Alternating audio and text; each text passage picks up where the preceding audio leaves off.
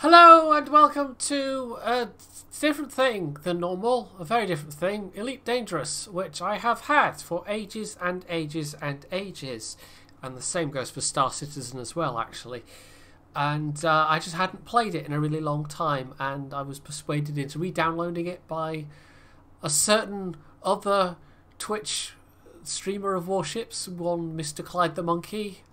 And here we are. I don't even know how many hours I've played over the last week, but it's a good game for me at the moment because my brain has just been mush recently. My highlight of the weekend was managing to smash 2 cups and losing most of the party's funds in D&D on Friday. So I've had a good run this weekend. I really have.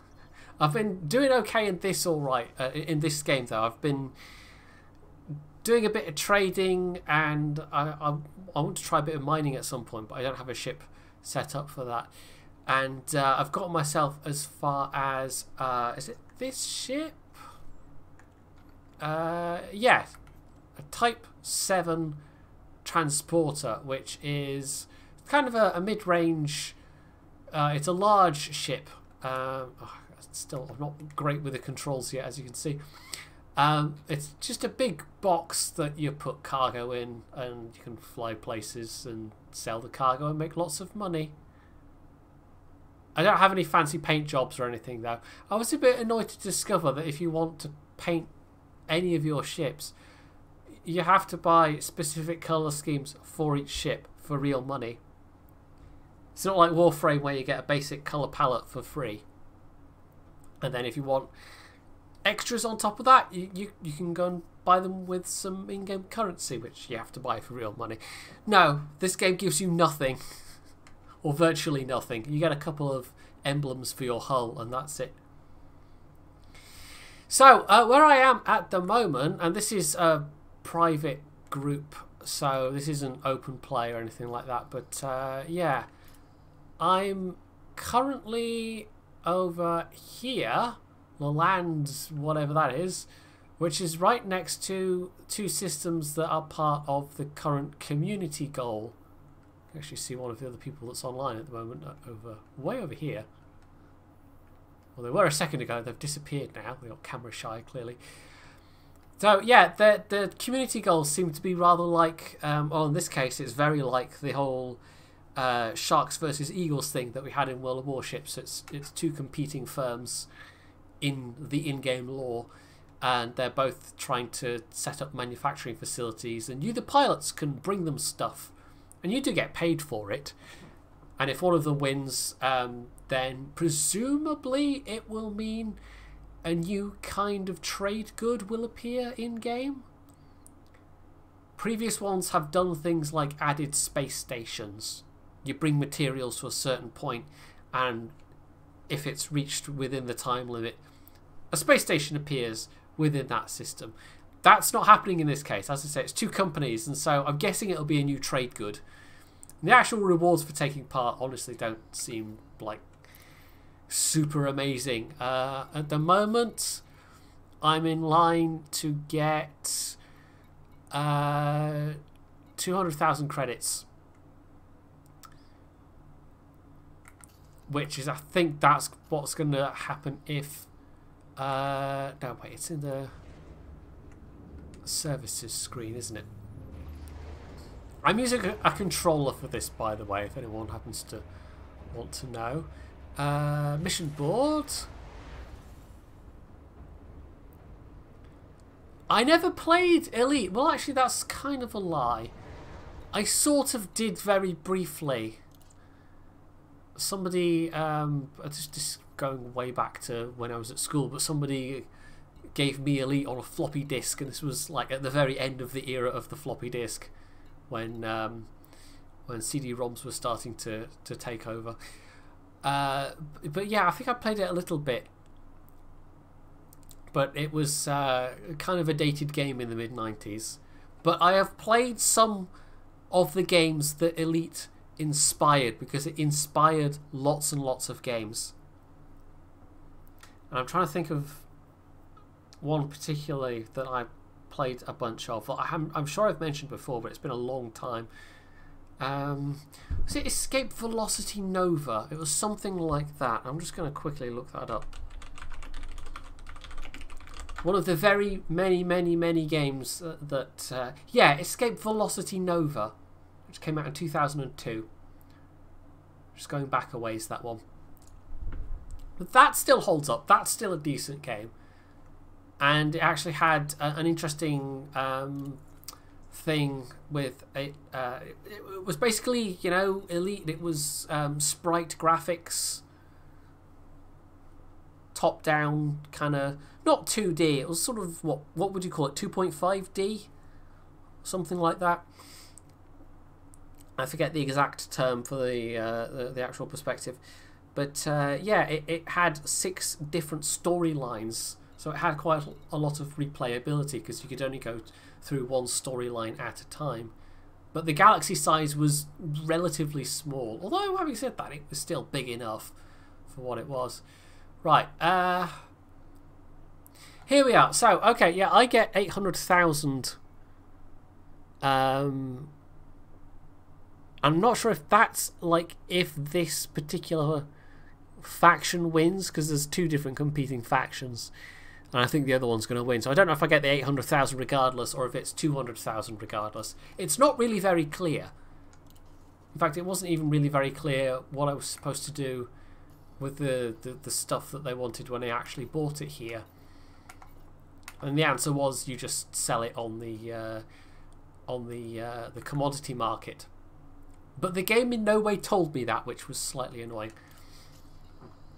So I'll demonstrate. It's really quite, you know, this is just how you do general trading anyway, which is not even anything close to the fastest way to make money. You can use it to make money at a fairly steady rate, but in terms of once you get to the point of wanting to make lots of money, it's not the best way to do it. So I'm going to buy something I know is, and this is one of the types of cargo that contributes towards that goal. Authenticating transaction, that's new. It's having to think about it.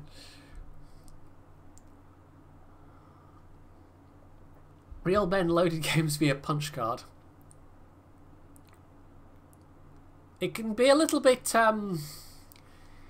yeah, the connection to the servers seems to putter and drop a fair bit, which usually just kicks you back to the main menu. It doesn't normally have to think about me just buying a thing, although the reason why it does have to at least think about it a bit is that the economy. This isn't me playing in the open world with everybody. This is kind of like essentially a private server, more or less. But yeah, it still is the same economy, regardless of whether you're playing on solo, which is basically single player, or playing in the open world with everybody. So what you do affects the economy regardless. So we're gonna launch. And hopefully not crash into the exit on the way out, which I've done more than once or twice. And this is quite a tall ship. There are bigger ships than this, but I think this might be one of the taller ones. And I've just collided with something. Okay. I'm doing well. I'm doing very well. I meant to do that. I can't talk and fly at the same time, apparently. Right.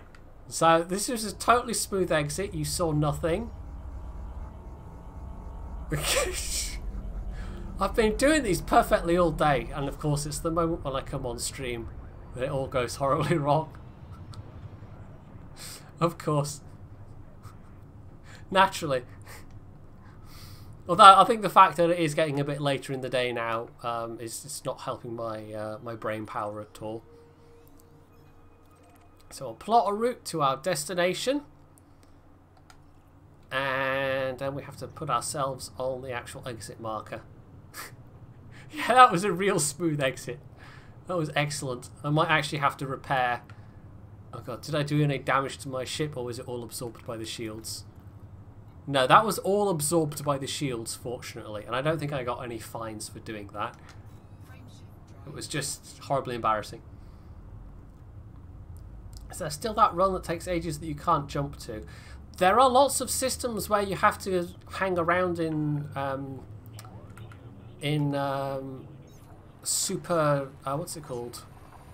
I can never remember. Is it super light? God, I can't remember. The one that's not this. This is your, you know, jumping between systems faster than light. Oh, I got promoted. It's my trader rank. Doesn't actually mean anything, but you know, it's not even taking that long to do. Anyway, yeah, the frame shift drive is your interstellar faster than light, but you can go faster than light while you're inside a system. You're just going at slightly slower speeds. So, yeah, it's very pretty though. It's a nice game. I kind of wish the ships were a bit less. I know the aesthetic is entirely inspired and based on the original Elite games, and some of the ships are in fact the ships from the original Elite games. But still, some of the ships are they're just kind of space transit vans. They're not very appealing.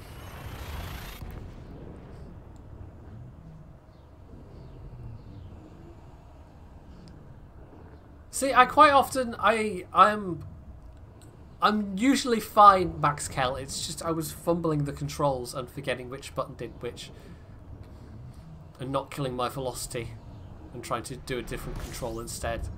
Because that's the state of my brain at the moment. This is why there's been a little break with YouTube videos.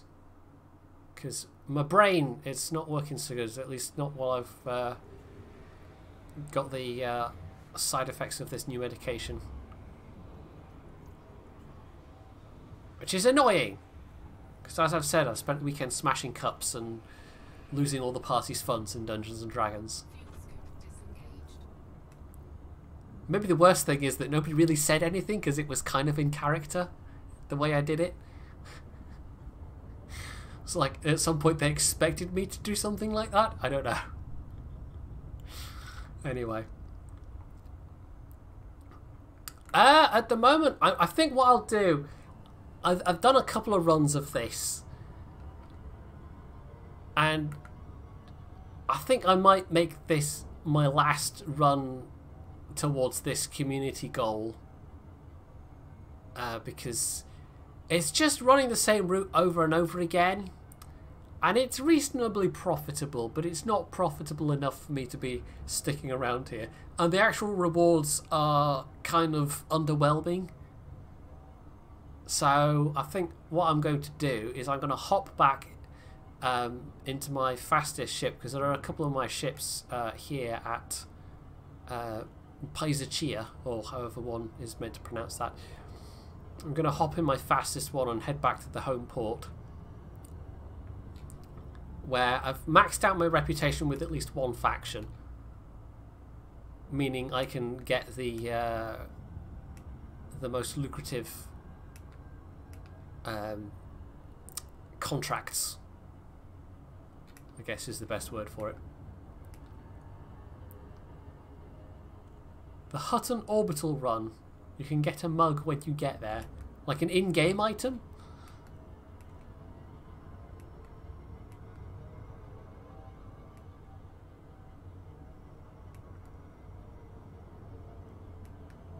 I've not timed this super well. But it's always... It's the thing of streaming as well. Streaming and trying to concentrate on a game. And, you know, keep people entertained. And be thinking things other than about what you're doing on screen at that moment. It's harder to do two things at once. That's my excuse anyway. The shop at the far end sells a special mug. Okay. Well, once I've dropped out of super light or whatever it's called, I honestly can't remember. I'll take a look on the mini map.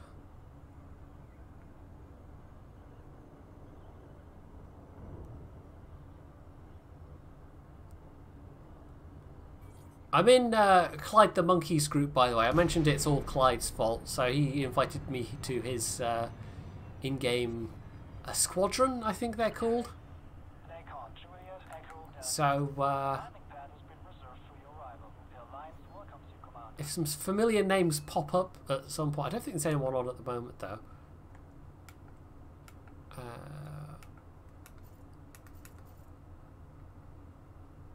So that's a bunch of the Tommaso, Clyde, Sniper Mike, TC Freer as well has been suckered into joining also.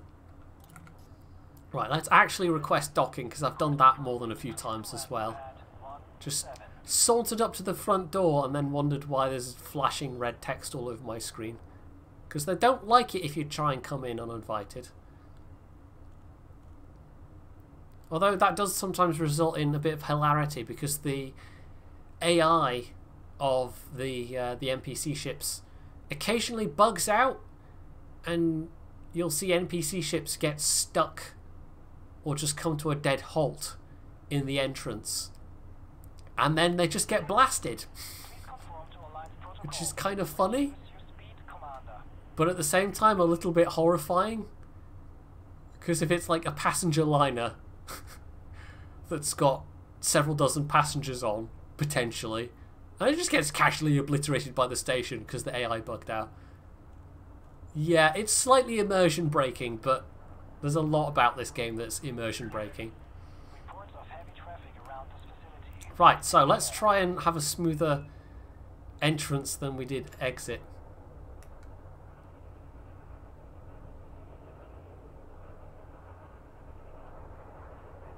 I don't know what you mean, LaFille. No, really, I don't. Oh, right.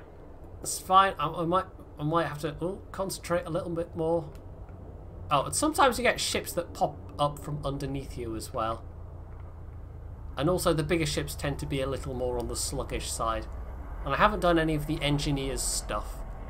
There's a whole series of, a whole path of upgrades you could do, which is apparently quite grindy, but can have some pretty big benefits on your ship.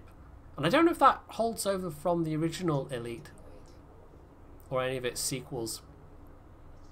But Escape Velocity Nova kind of did something like that, where there were special upgrades you could get for your ships.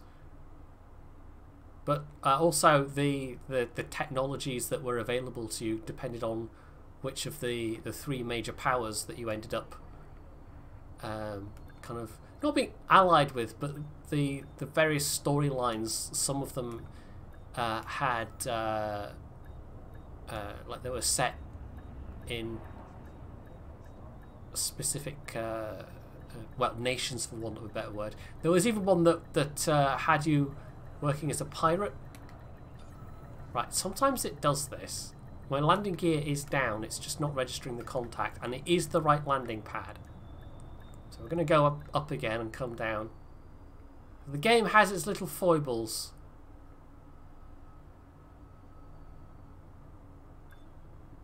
Really, only the jump range one is worth the grind. I suppose it depends what you have in mind, though. I mean, if you're really going to be doing a lot of combat, then ones that enhance shields or whatever might also be worth it. But yeah, for me, at the moment, I've not really done a lot of combat stuff. I will probably just go for the jump range one. Right, that should be. It doesn't really want to let me land.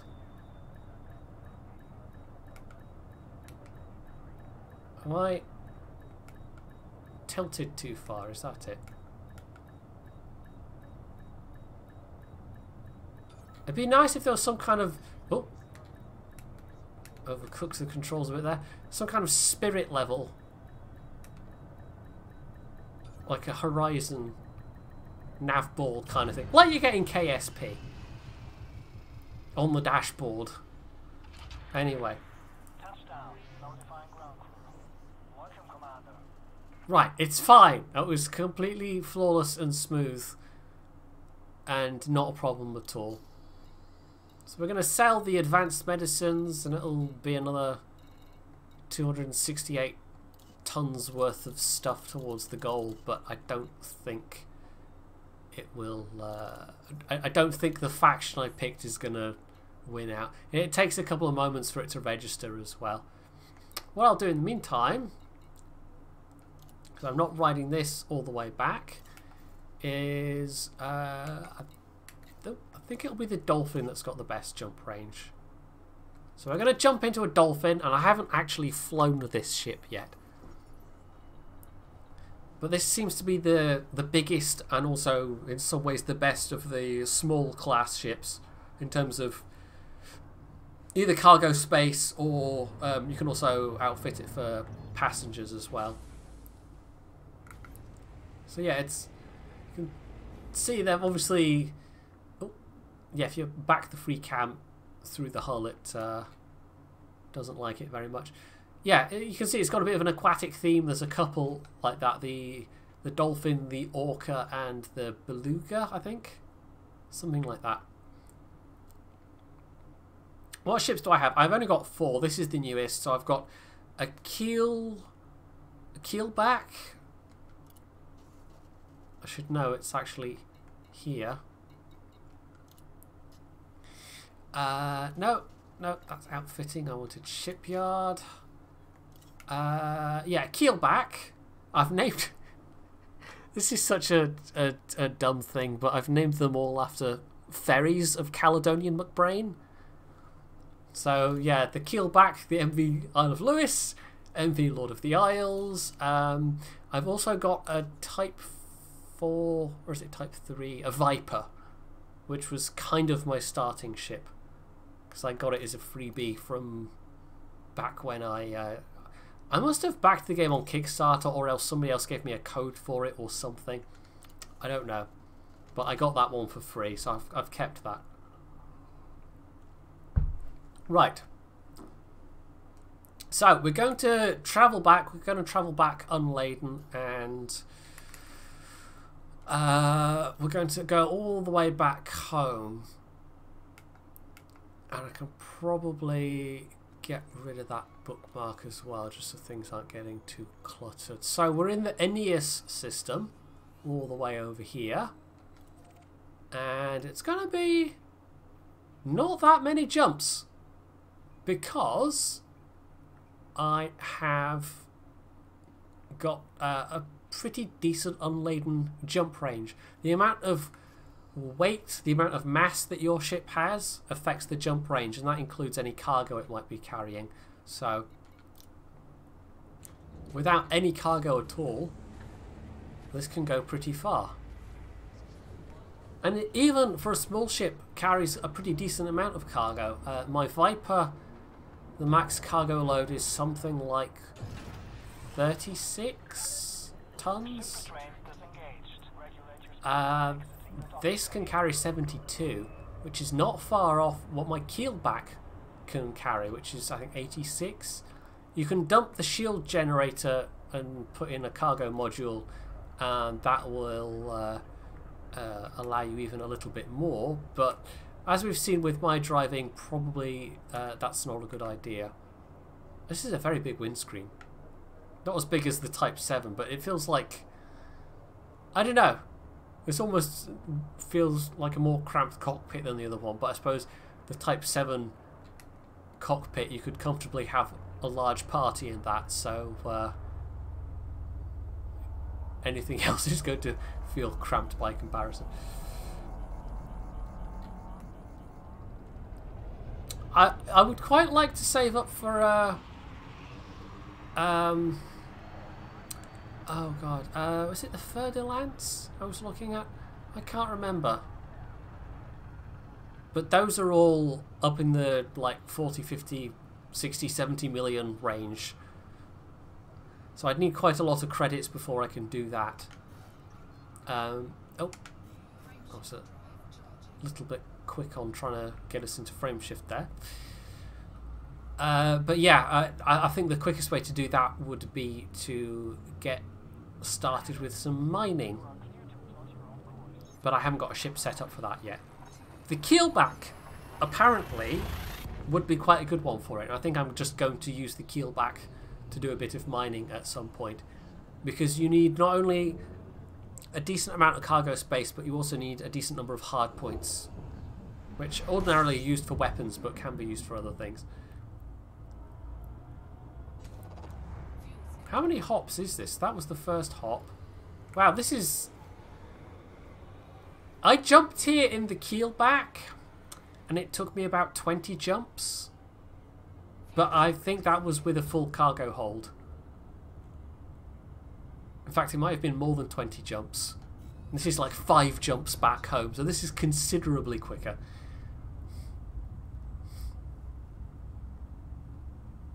The Imperial Courier. I think I would have to go over to Imperial space and spend a lot of time grinding reputation before I could see the... Mind you, I could also just use Google. That's probably quicker. But in-game, I would have to do a lot of grinding of reputation. I think I'm in Federal space. I think the home port is in Federal space. There's like the Federation, the Alliance, and the Empire. There's the major factions. But there's also a lot of smaller factions as well. And many like local small factions. This is me just fuel scooping, by the way. Although I could have gone for a bigger fuel scoop. I went for cargo space over the next size up of fuel scoop, so I think I'd be fuel scooping for a while to fully fill my tank. But fuel's really cheap. Oh, I might be jumping a bit close to the star, but never mind. We might take like 1% ship damage on some of the components.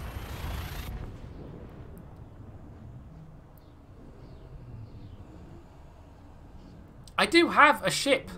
I've done a couple of passenger runs with, and I might actually do that. But it's the Viper, which is maybe not the best ship for it. I should probably just put some passenger cabins in this if I really wanted to. But I only just bought this today, and it does take a while of grinding reputation before they'll let you do passenger stuff compared to cargo hauling. How's the sound levels, by the way? I didn't ask before, but hopefully it's not too loud versus my voice. I don't know, Relinor. I might at some point. You can have a lot of ships. The game gives you, for free, storage space for like 40 ships. There's no penalty for it. So if I ever get to the point of, like, I'm bored, let's try a new ship, you know?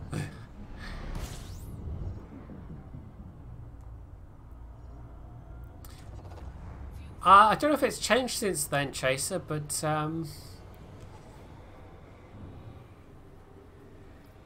you can, you know, swap out passenger cabins for cargo space instead, which is what I did with this one.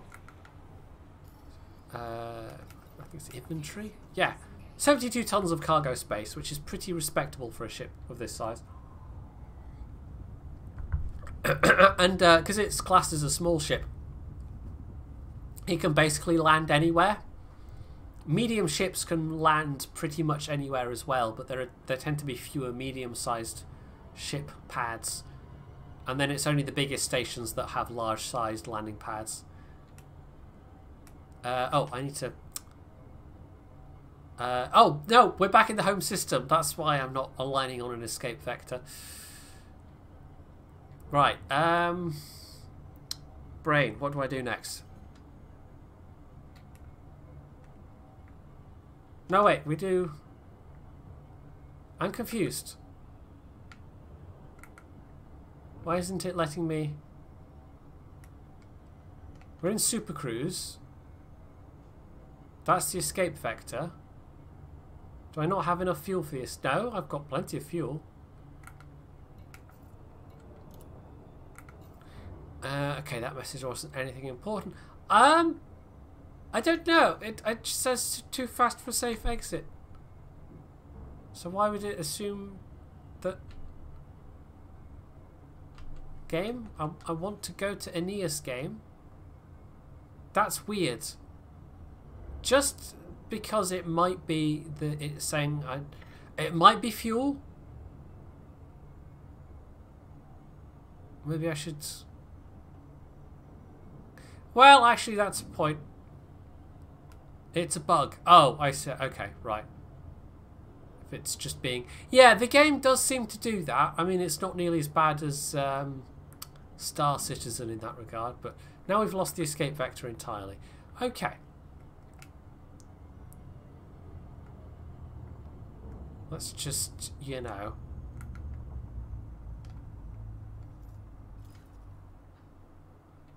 yeah, it's still set as a destination. So yeah, this is the game just bugging out slightly. You can still land on some planets, yep.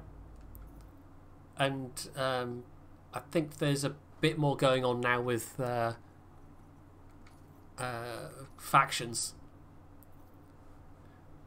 Right, let's try that again.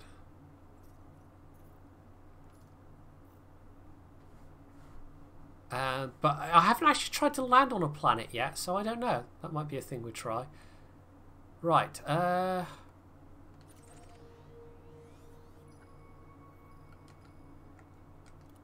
Let's try telling it to replot the route.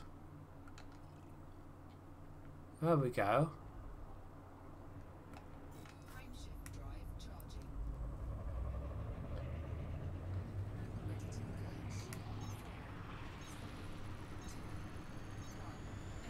But yeah, there's still a little bit of iffiness here and there. There's still a few rough edges.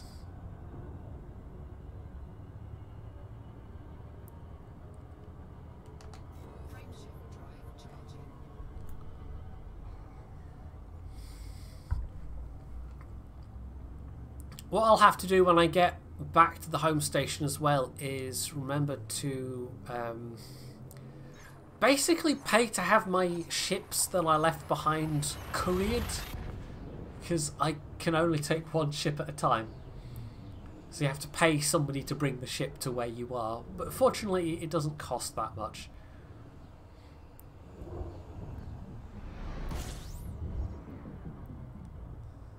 Right, so here we are, home, the Aeneas system. So pop on over to the Rousseau ring, which kind of annoys me that it isn't actually a ring at all. Just get some free fuel while I'm at it. But yeah, there are plenty of stations that are called a ring, and they're actually very rarely in any way anything to do with being a ring.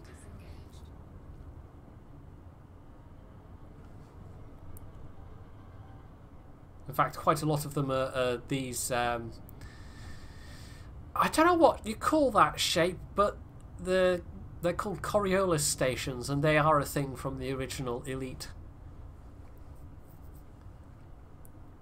It's not a ring. It's absolutely not a ring. It just irks me.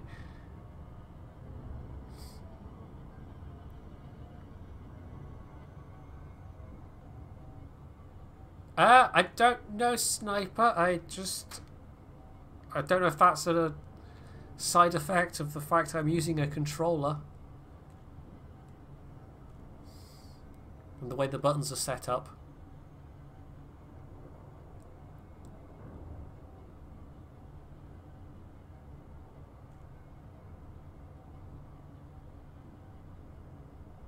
It's a specific name. There is a specific name for that shape, and I can't remember what it is.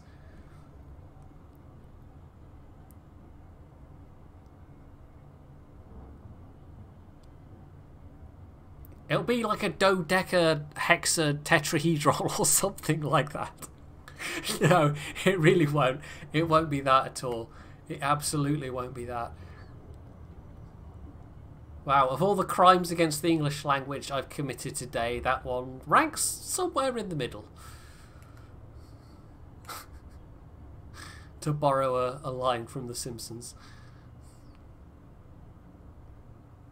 Cuboctahedron. Well, there we go.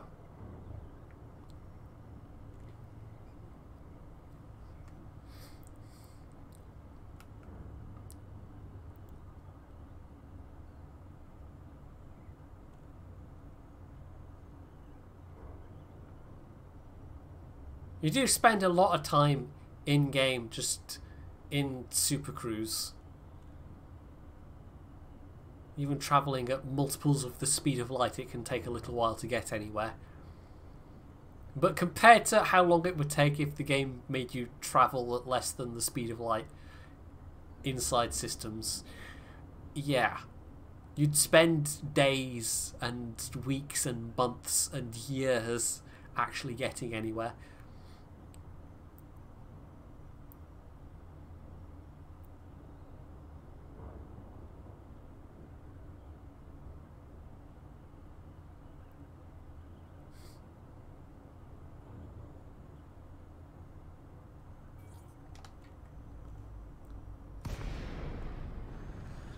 So there we are, there's home.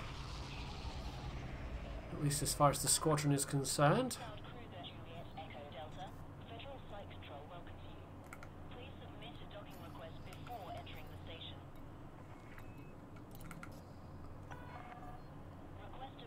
I might even have a slightly smoother entrance than last time.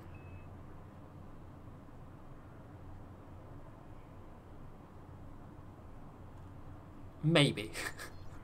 I guess we'll find out. You'd think I would have had enough practice over the last week, but... Oh dear, Sniper Mike's in-game. Quick, let's go to solo play. No, I'm sure it'll be fine. You won't troll me, right, Mike? Yeah.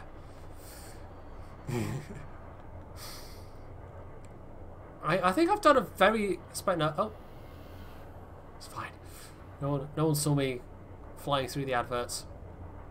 I think I've done spent a very little bit of time in open play, but not a lot. There's a fair few people who are fully prepared to just spend their time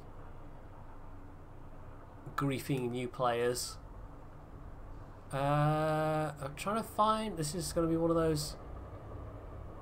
Oh, there it is. Yeah, sometimes if the pads are like right inside that inner part of the station entrance, it's quite hard to see. The only way you know that you've got one of those pads is that you can't see the numbers elsewhere. Nope, that's the wrong button combo. There we go.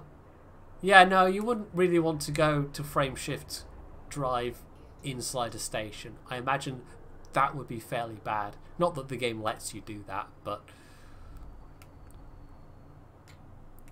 one imagines it would be fairly bad. Right. Let's bring it down.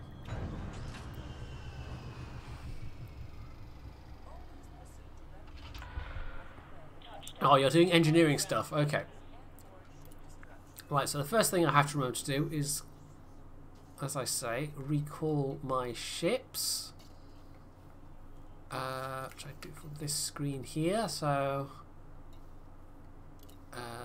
transfer options. Pay to have it brought here. Which takes a little while. Wow, they're going to charge me quite a lot to bring my... I guess the price scales with the size of the ship, but yeah, oof, that's a bit steep. On the other hand, it's basically a single cargo run. So I can't use either of those two at the moment. Right, what can we do? Let's have a look at the mission board. Oh, there was also... Let's take a quick look at the galaxy map. So where do I need to go to get this mug? Somebody... oh, I need to click outside the client. Otherwise it's going to scroll and make everyone confused. The Hutton mug. There we go. I had to scroll all the way up the chat to find that.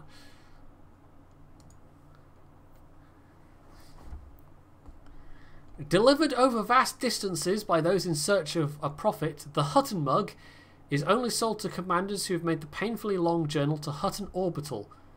Made from the salvaged frameshift drive plates of ships that ran out of fuel before reaching the station, this is purely a vanity item commemorating the epic journey. Its value lies in its rarity and latent frameshift energies keeping your drink that little bit warmer for the journey. Okay. In the Alpha Centauri system.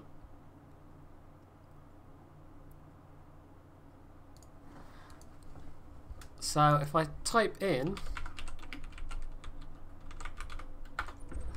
Alpha Centauri,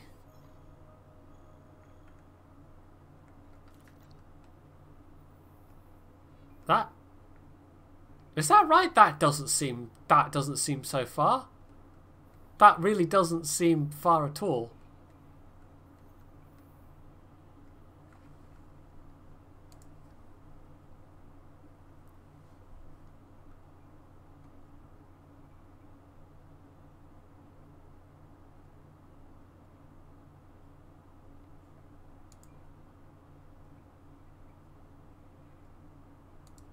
Oh, this is the journey from the star to the station. Is the station really far from the star?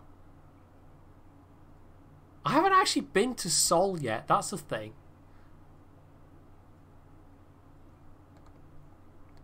So is it just like really far out?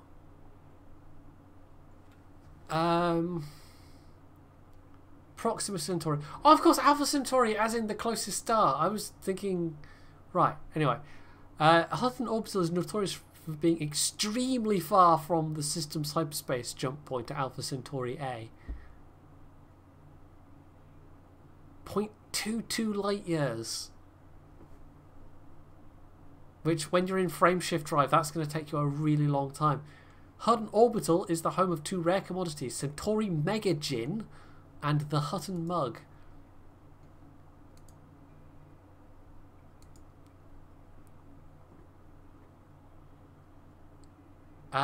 Galactic average price. Let's have a look at the... I mean, we could go on a cargo run and buy some Centauri Mega Gin, I suppose. Might take a long time, though.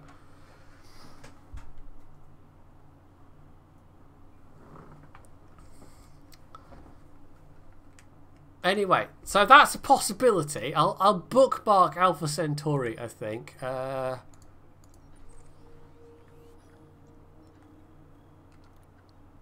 Also, it's near Sol. And that also, I hadn't even looked at where I was in relation to Sol, so yeah. In terms of like actual jumps to get there with this ship, that's like 3 jumps. It's not far at all. Now there is one thing I could go and do. There's this marker here, and I think that might be the start of engineer stuff. Felicity Farseer. And again, with this ship, that's not that many jumps. Yeah, Horizons got sorted. So, I should probably, or possibly explain, or, well, it's not really an interesting story, but I accidentally bought the game again from the web store when I meant to buy the Horizons expansion, which is what lets you land on planets, and also some ships are locked behind that as well. But fortunately, I just had to raise a ticket and say, whoops, I meant to buy this, it's the same price, can I have that instead? And it was sorted. So there you go. It was a super amazing, interesting story. Yeah. Well, I might do that. Although, I don't know if I've got enough credits. I might want to do a mission or two first. Let's take a look at the mission board, see if there's anything particularly lucrative. Just so I have a few more credits available.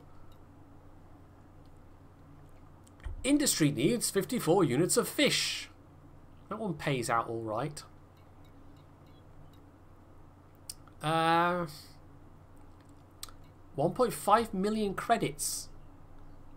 That would be 2 separate trips, but yeah, I think we'll go for that one. This is why grinding reputation in a particular area with certain factions, the higher your reputation, the more lucrative the payouts. So I think perhaps we can do that. In fact, there's 2 to the same system, but they might not necessarily be to the same place.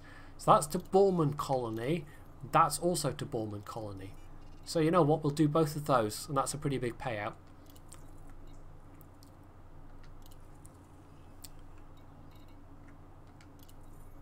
And it's 2 trips each, but that's fine. And I can also, there's all kinds of handy websites I can very quickly tab out and see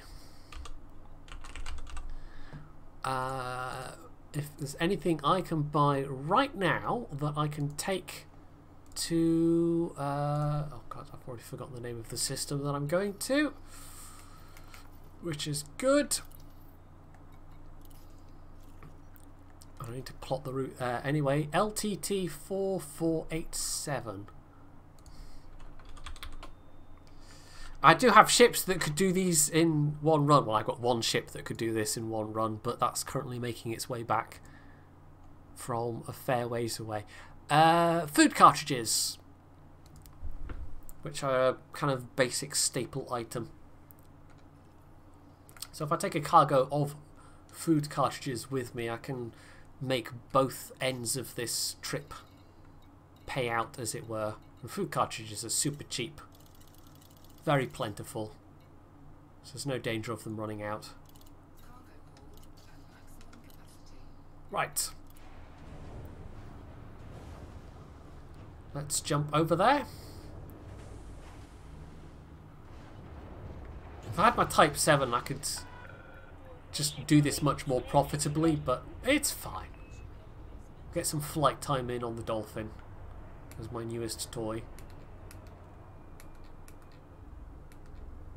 and not smash myself into the entrance as I did so embarrassingly the first time.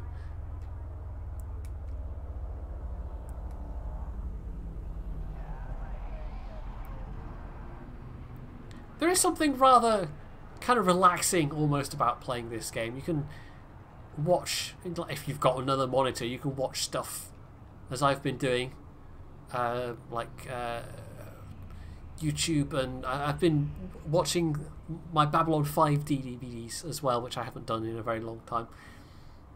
So it's very good for just oh, I've still got my landing gear out. Because you've got to pay attention at times, but there's long periods where you don't. And I really should pay attention to the mass lock indicator. There we go. I just get impatient and mash the button. But the thing is, of course, it's a different period of time for different sizes of station. So it's not like... If I was around a small station, I'd have been able to jump already. And I think I've got the reflexes already from jumping away from small stations, as opposed to big stations where it takes much longer because they're much bigger. Anyway, I'm communicating very clearly this evening, I can tell. But you can maybe understand some of the difficulty I've had trying to do anything with videos. When I'm, yeah, okay, when you get a message like that, and someone going, hey, that's a nice looking ship you've got there, generally that means you're about to be interdicted. Because you can try and force people out of Supercruise with the correct module. And of course players can do it to other players, but there are AI pirates that will try and do it as well. However, I'm guessing this would be harder against another player. Against the AI, against the NPCs, it's not too difficult to just foil their attempt. Anyway, we need to... I just had a thought. This is how well my brain's working. I was supposed to take... It's not... No. Okay. This is... Oh, yeah. Well... I didn't need to take the food cartridges. I should have taken the cargo that I was supposed to deliver. And it's fine. But now I have to go and offload these food cartridges. Before I can... Oh, for goodness sake, brain. Right, I should have been looking for stuff to take the other way from this colony back to Russo Ring. Yeah. Well done, brain. That was good. That was very good.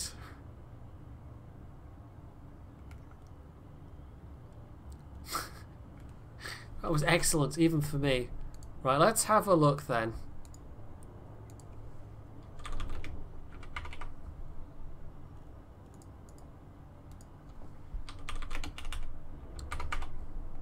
While we're decelerating.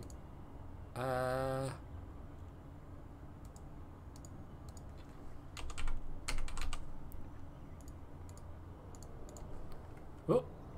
straighten up.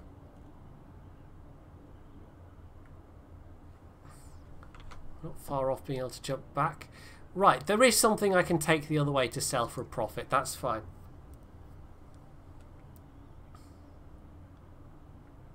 Food cartridges from the in-game description. They basically...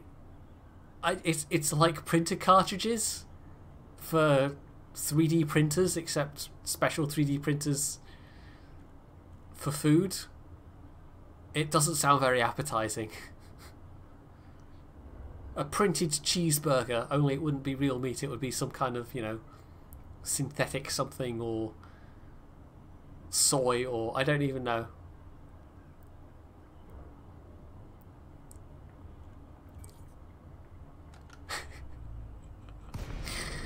I did consider streaming over the weekend, but I think I'd have been doing even worse than I'm doing at the moment. Right, I couldn't take my Type 7 here anyway because it's a small colony. But I could have taken the keel back, which has a couple more tons of cargo space.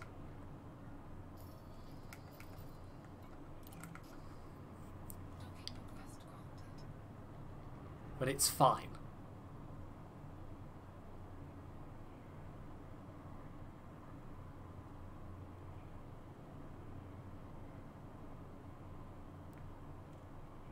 I think I'm aligned the right way. Also, docking pad 2.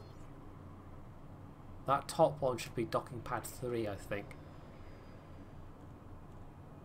I'm pretty sure this one that I'm aligned to at the moment is docking pad 2. Yes, yes it is. The smaller stations, it's sometimes hard to tell. Just ignore the skulls, it's all part of the local decor. I'm not sure if that has a specific... like if it's tied to a faction, or if it means there's a quarantine or something like that. I don't know if there's some kind of specific thing, because you can put that skull symbol on your ships as well. Right, oh. I want to go up to align myself to the side. Oh, this is the problem with having the 2 axes of control on the the thumbsticks.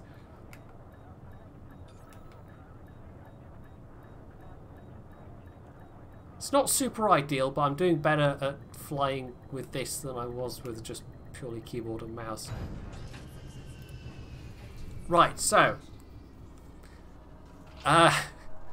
yeah, I totally meant to do that, but it's fine. I was just demonstrating how trading works, you guys, if I hadn't done that already. Right, what was it? Synthetic fabrics I can take back with me, and then I'm getting a payout on both legs. There isn't really a running cost to your ships.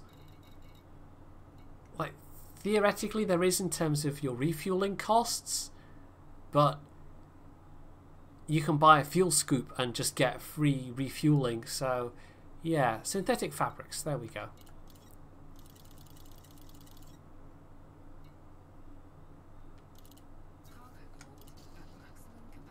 Right, and I might as well pay for refueling. I think the fuel scoop I have on this ship could be bigger, but I think I said this already. It would mean having slightly less cargo space.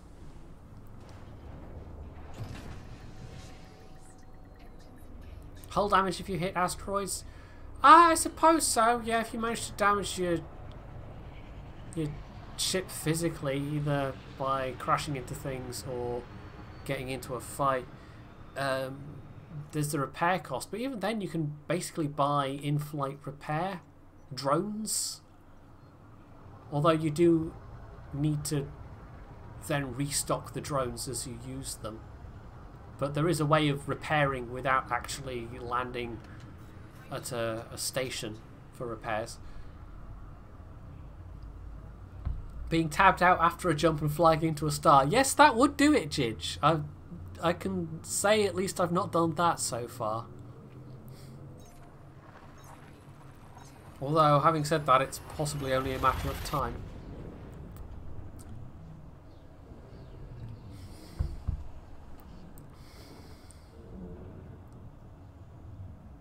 That's where having two monitors is very useful.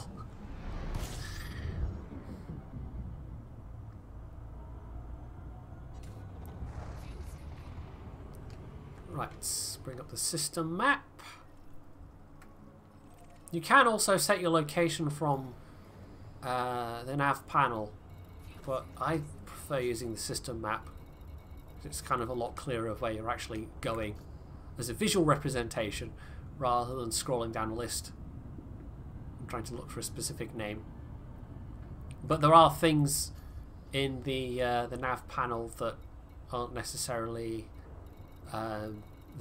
detail that isn't necessarily on the system map.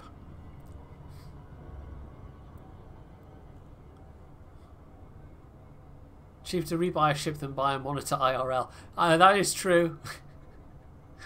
That is definitely true. It's definitely a game that it helps to have a second monitor if you want to watch other stuff, like Babylon 5. Although I suppose you could also just have a podcast or something on in the background. That would work as well.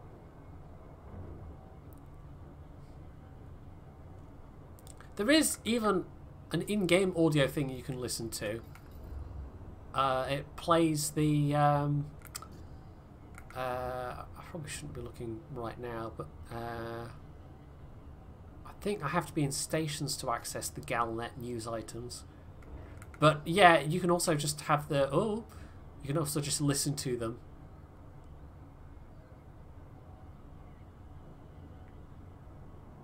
As you're flying around, you can keep up to date with all the latest news in the galaxy. That's nice. It adds a bit of immersion. I was saying earlier on that there's plenty of stuff that takes away from immersion, but the news stuff is quite nice. It's about the only thing that gives a sense of there being a wider galaxy at play.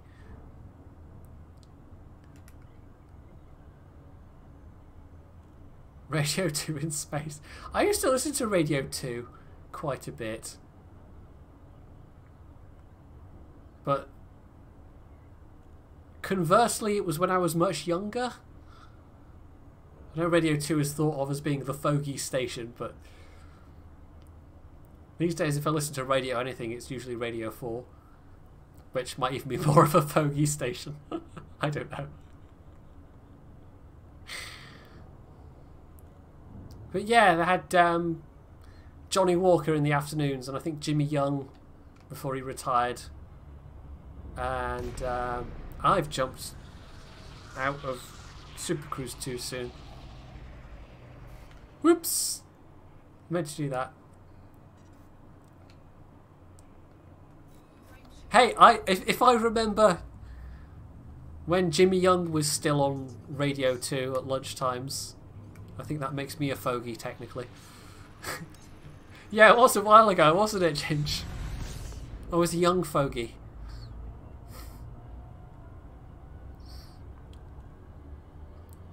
If I was listening to Gardener's Question Time whilst operating any kind of machinery, I think that would be a serious safety hazard. I'd be falling asleep at the wheel.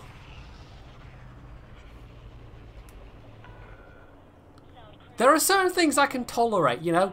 I can even manage an Archer's omnibus, but Gardener's Question Time is going too far.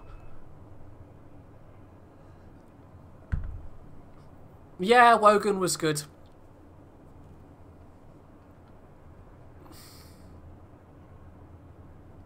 And for the period of Radio 2 I'm reminiscing about, this must be a good 15 years ago at this point.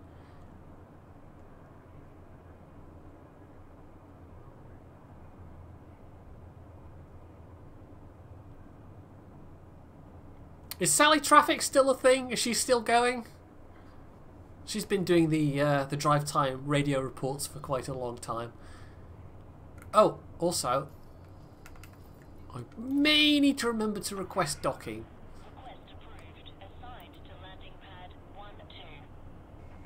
She left. Oh, okay. She's finally hung up her. I don't know what would a radio traffic reporter hang up.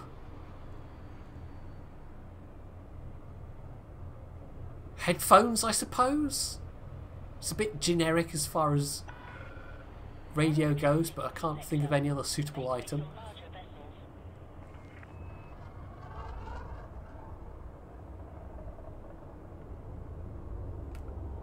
Right, this is a little bit of a fast speed to be entering at, but it's fine.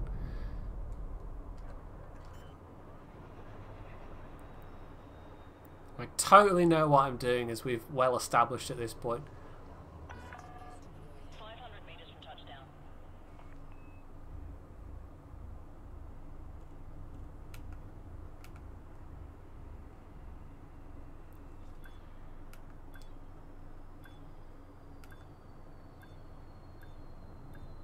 Oh, I even sort of looked like I knew what I was doing with this one.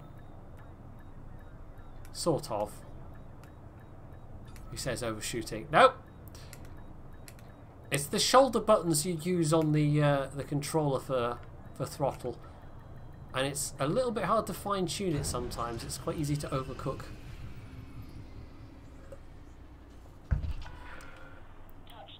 Right. Sell the stuff and actually pick up the stuff that we're supposed to take across to the next system, because they're not going to give me money otherwise. Right.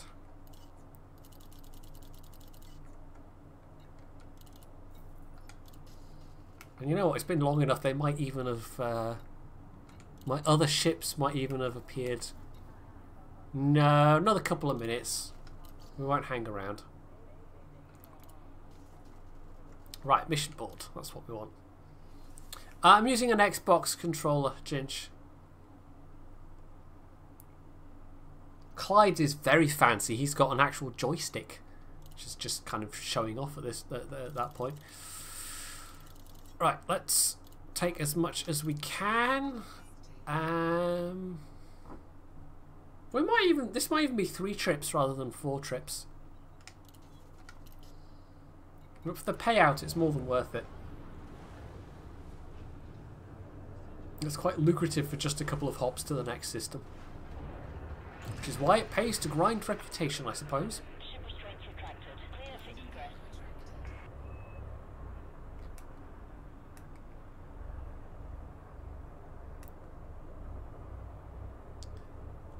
I did once upon a time own a joystick, but we're talking like early 2000s. I think I lent it to somebody and never got it back. It wasn't like it was a super good joystick though. It was probably decent. I mean, it was Microsoft. I'm pretty sure it was a Microsoft joystick. Oh, I need to set my destination.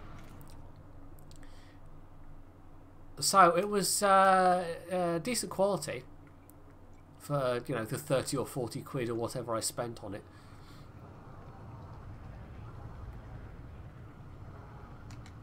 But nothing special.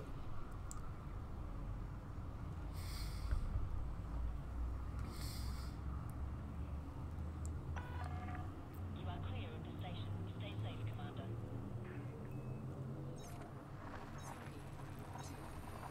It would be interesting to try flying this with an actual joystick, though. Maybe I should get my business credit card out and go, yep, it's totally a business expense, which it fairly well legitimately would be, actually. Still feels weird, though, sometimes buying computer bits and video game stuff with business money, because it's my business. But it still feels weird. Right. Let's bop on over to Borman Colony.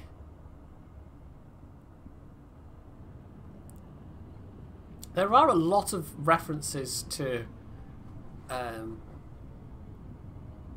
well, just everything with the naming. But I've noticed a special preference to things sci-fi related, which is probably not surprising given the nature of the game.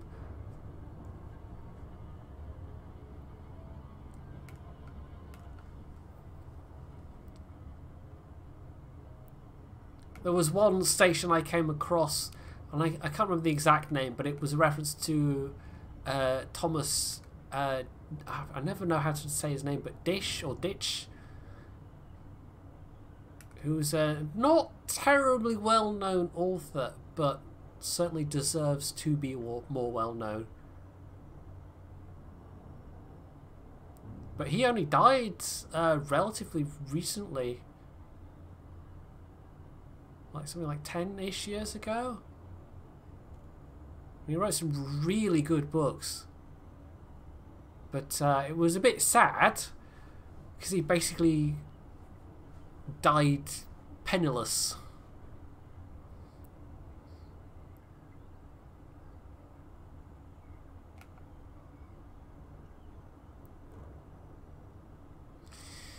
Right, we're nearly there.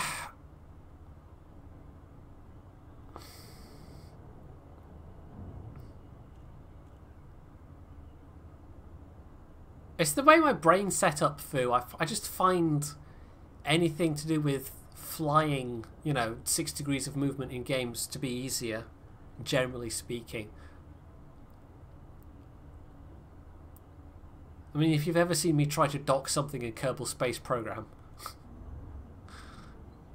you'd see how careful I have to be not to fumble and get my directions confused. I think if I was going to try out combat, I'd probably do better with keyboard and mouse. But for just flying around the place, the controller is fine and rather less hassle than me temporarily forgetting which way is up, as it were.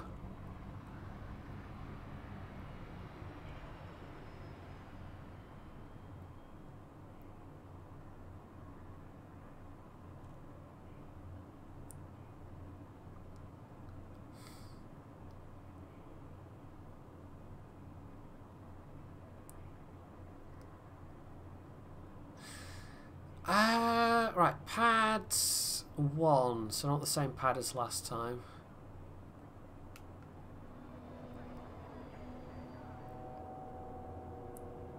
And I don't know if this is the front or the back of the pad I'm approaching exactly, so we might have to do a little... nope. If you're wondering why I do that occasionally, it's some of the buttons you have to hold down a button and press another button appreciated for certain things. And the frame shift button is the same button as the deploy landing gear button, only with another button held down, a different button. So, oh, no. Wrong way. Probably doesn't help me much that this thing accelerates very well. When I'm trying to... Right. Let's get oriented.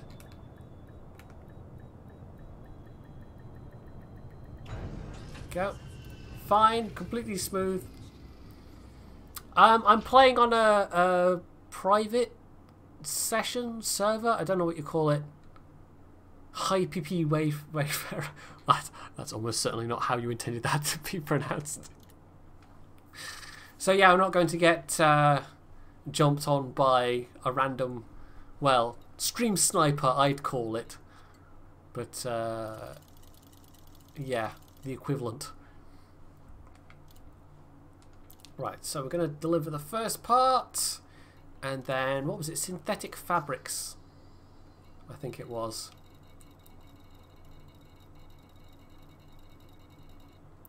Just all the way down the bottom. Just so we make a little bit of profit on the way back. Of course, the real payoff is completing these contracts. Which should give me around 2.8, 2.9 million credits.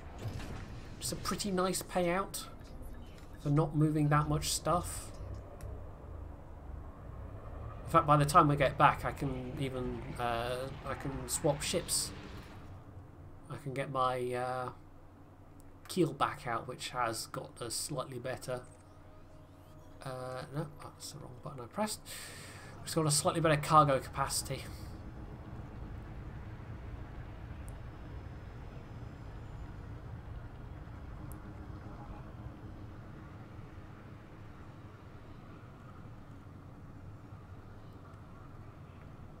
Oh, it's medicines I'm taking. I think it's part of the dynamic universe, I suppose. You can get things. You can have economic like upturns, so that systems are more prosperous and will pay out better for certain things. But you can also have disasters like famines and outbreaks of disease happening. And if there's a famine, then obviously food becomes something that people are willing to pay more for. And I think this system, I think there's an outbreak happening in it, so medicine is selling very, very well at the moment. It's either this system or another nearby system. I can't remember exactly which. But you will also get contracts that relate to those. I think it must be that system that's having an outbreak, because having 2 valuable medicine contracts pop up. No. Again, getting the wrong button combination. Although it is quite a nice shot when you see ships heading away from a star like that. You can even hide the HUD a bit. Anyway.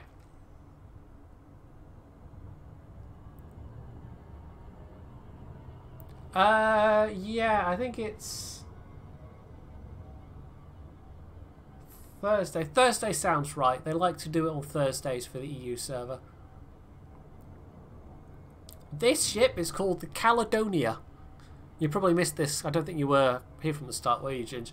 I've been naming all my ships after ferries, current and past, of the Caledonian McBrain fleet,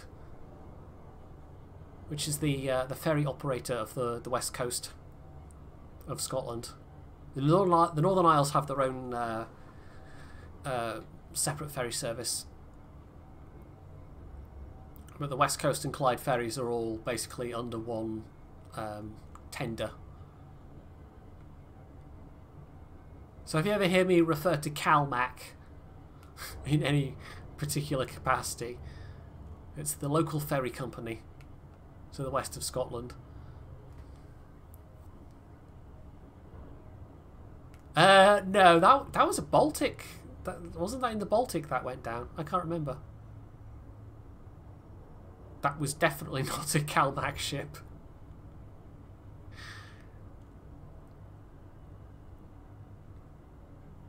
So yeah, I've got the Lord of the Isles, the Isle of Lewis, the Caledonia,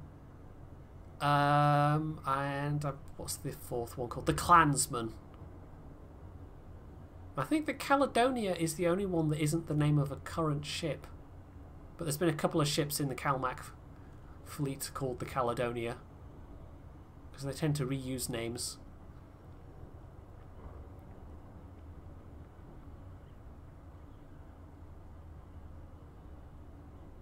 I think, if I remember correctly, there was a website I was checking out the different names used in the past. I was looking for inspiration, and the last Caledonia left service in 87, 85, something like that. It's interesting, actually. You look at the progression of the ships over the years. They've gotten. They always have different size ships for different routes. So they have what they call the major units for routes like Stornoway to Ullapool. And I think the ones that run from Harris across to... Is it Oban? They go? I think so. No, Harris down to the US, and then you can then get ones from there to Oban. Or is it Skye? Oh, I can't remember my ferry routes at all. Yeah, the ones that carry freight tend to be the bigger ones for obvious reasons. Because you have to have a ferry of a certain size to be able to fit however many articulated lorries on it. And I need to remember to ask for permission. Because it would be a bit embarrassing if I got shot out of the sky.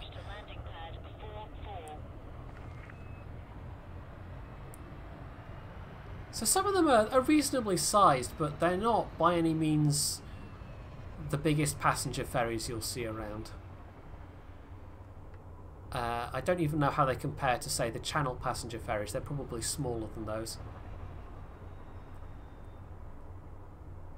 The ones that go to the Northern Isles are fairly big, but it's a smaller fleet. And I think they're a bit bigger because they travel overnight. So you have passenger berths. Whereas the only berthing space on the Loch Seaforth, which is the current passenger ferry on the Ullapool Stornoway route, it's for the overnight travel. Because during the day it does the passenger runs, and overnight it does the purely freight runs. And they used to have a separate ferry for that, but these days it's all the same ferry. It was one of the reasons why they wanted a new ship, because the current one, which is sort of semi-retired, the old one is semi-retired. They keep it in case of like if a ship goes kaput somewhere on the route, they need to have a standby ferry on short notice. So it still gets used sometimes, but it I think wasn't. There was something about it that wasn't suitable. Wait, where am I going to this pad? Am I going to the wrong pad? It was pad 44, wasn't it? Yes. Yeah, I was too busy talking about the ferries of Caledonian McBrain, and I got distracted. Well, you wanted rambling about things, Foo, because I was playing with Foo earlier, so I think that's about as rambly as I can get. Just whittering on about the local ferries. Right, this is a bit of an odd swooping landing, but it's fine. It's a good thing I noticed that, and also that chat was shouting at me, because you get fines for hanging around near landing pads that you're not actually assigned to. Perfect rambling. That's worth at least another month's Patreon support, right, Foo? Right. Let's get this landed. I kind of miss the old one on the route, the Isle of Lewis. because you could sleep on the seats, but clearly they didn't find that desirable thing because they deliberately designed the passenger seating in the new one, the Loch Seaforth, so that you can't sleep on it, which is a bit of a pity when you're getting on the very early or getting in late. Right, commodities market. We'll just empty the cargo first, and then we can actually pick up more mission cargo. Textiles, there we go.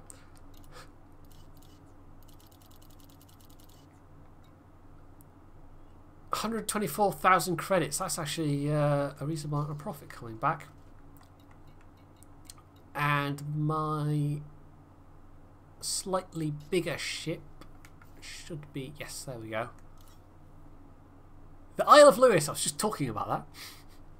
So it's only 12 more tons, but we might as well take it. It's not quite as nimble as the Dolphin, though.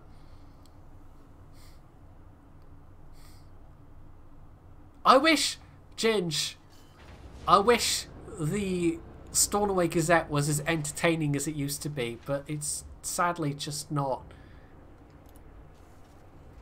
I really wish it was.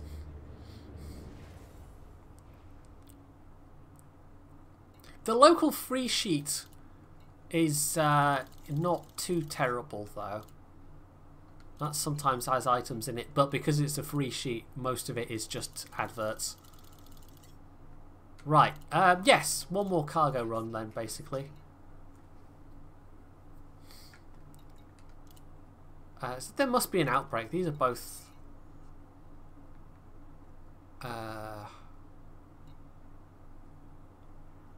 that's one we could maybe do next. 180 units of survival equipment, because that involves a planetary landing. I haven't done a planetary landing yet. So that could be both hilarious and entertaining, and also bad for me and expensive at the same time. 180 units. If I could take the large ship... I don't know if... How? Okay, chat, tell me. For landing on planets, is there any size restrictions for ships? I mean, I would guess not. Do you still have to land on a landing pad? But it would surely... A planet would surely have a large-sized landing pad. Right, we're going to take that.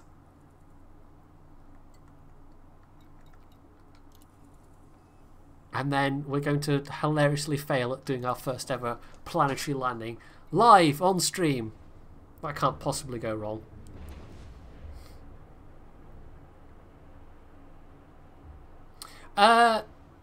Hype Wayfarer, that's the symbol that's on it. That indicates that the kind of will it show up in my transactions panel?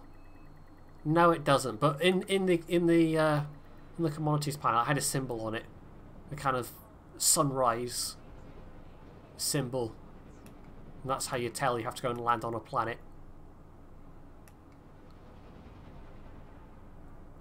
I've never done a planetary landing. It's just like KSP, right? You just come down through the atmosphere, deploy the chutes, and it's fine, right? I guess we'll find out. Right, this is not as bad, anything like as bad as the Type 7, because the Type 7 is pretty huge. The keelback is basically a Type 6, but with some extra hard points and a bit less potential cargo space. And I'm not entirely sure why I bought it over the Type 6 at the time, but the fact that I can... oh, I could just... I'm in the habit of doing that, but of course I can just use the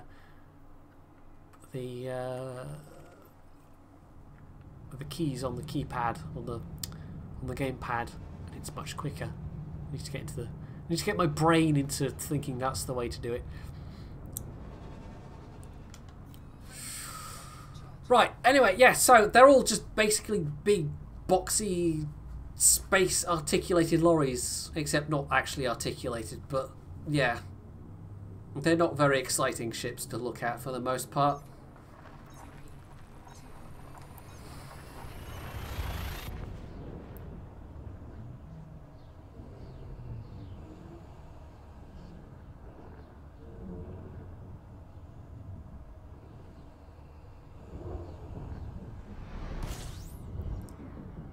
Space transit vans, exactly. I think I even said that earlier, didn't I? Let's see if I can find it on this panel for a change. Borman Colony, there we go, that's not too far down.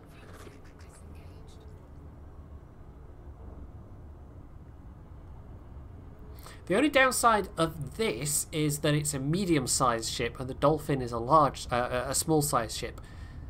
And on these smaller stations there is only one medium-sized pad, and if it's in use you have to sit around and wait, although you can basically just keep logging out and then logging in again, and that'll kind of do the trick. Although the last time I did that it took about 4 goes before I logged in and found the pad clear for me to actually land on. I'm going to overshoot this, aren't I? Yeah, I'm going to overshoot. Whee! There we go, I meant to do that. Wasn't quite paying attention to how close it was versus how much I was actually decelerating. So yeah, that was annoying. Because I kept going, right, into solo play. Nope, still won't let me dock. Back into the private play. Nope, still won't let me dock. Back into open play. Nope, won't let me dock. Just doing that for about like 5 or 6 minutes before I finally got into an instance. I don't know what you call it, where, you know, a player coming in refreshed it such that there wasn't a ship occupying the pad.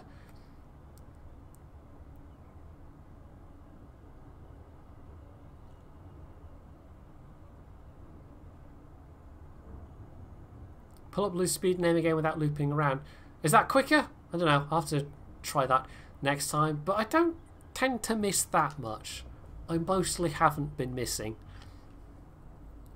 Watching Clyde play, he seems to do it a lot more than I do.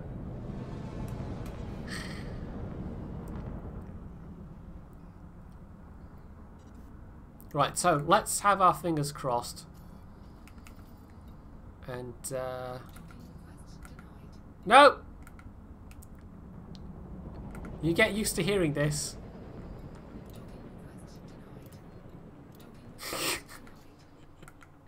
So it means the pad is occupied. And that's just telling me my ships are back. That's fine. I think I can remember which pad it actually is. We can go and hover next to it in a very passive-aggressive fashion.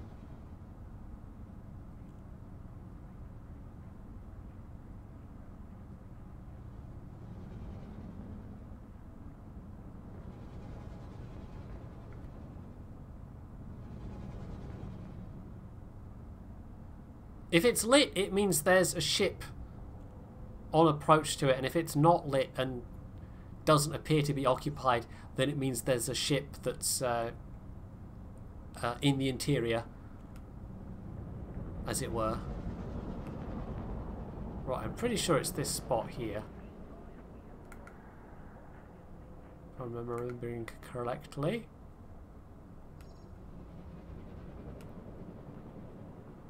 In fact, I can actually turn on the ship's external lights if I can remember the button press. There we go. No, that's... No, wait, yeah, there it is. So, yeah. There's a ship in there at the moment. And the thing is, if you do the log out, log in trick, it then puts you further away from the station each time. So I might give it a minute or two. In fact, what I will do is I'll get some more water, because my throat's starting to run a little dry. So I'll be back in just a second.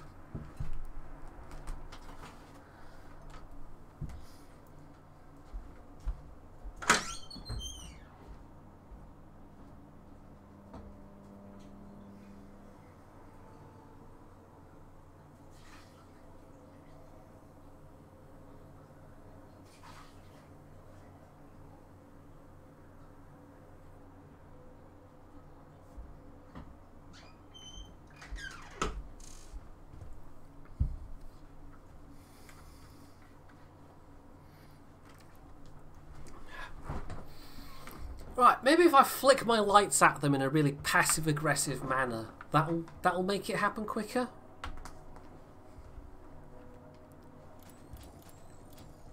Come on, hurry up! Come on! Gotta move on.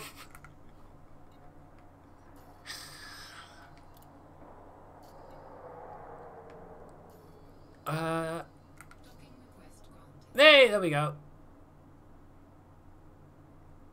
But not that pad apparently? I thought that was pad 3. Be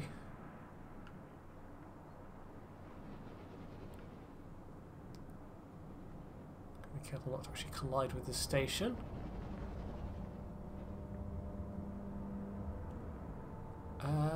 Be nice if there was some kind of indicator that told you when you're closer on your radar panel or something that said, oh yeah, no, it's this direction. Alright, which way am I trying to ham-fistedly point myself? There it is.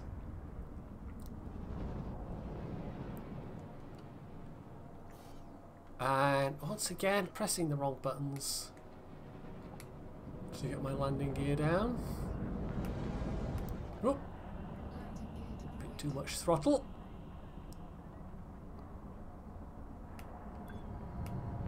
Ah, there we go. I've even come in from the correct direction, which is nice.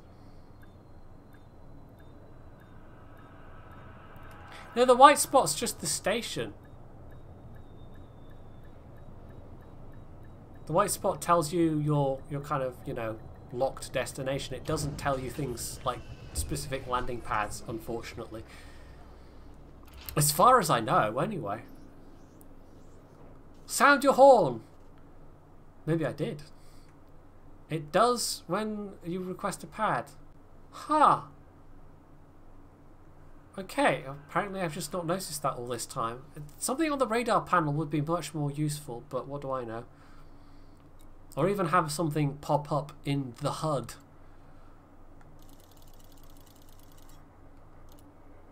Right, so that's one contract completed. So that's 1.3 million credits.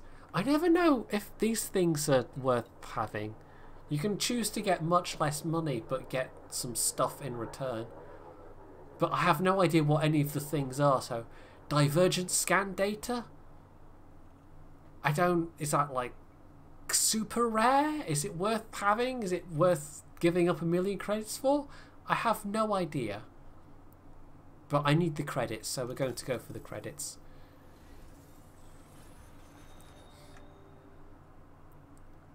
And I am already maxed out with the local faction that controls the next system over.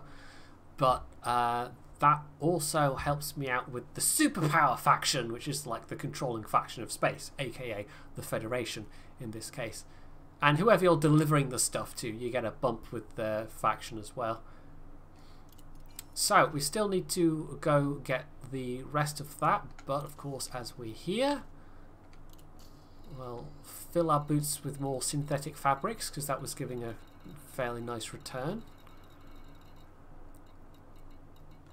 Oh.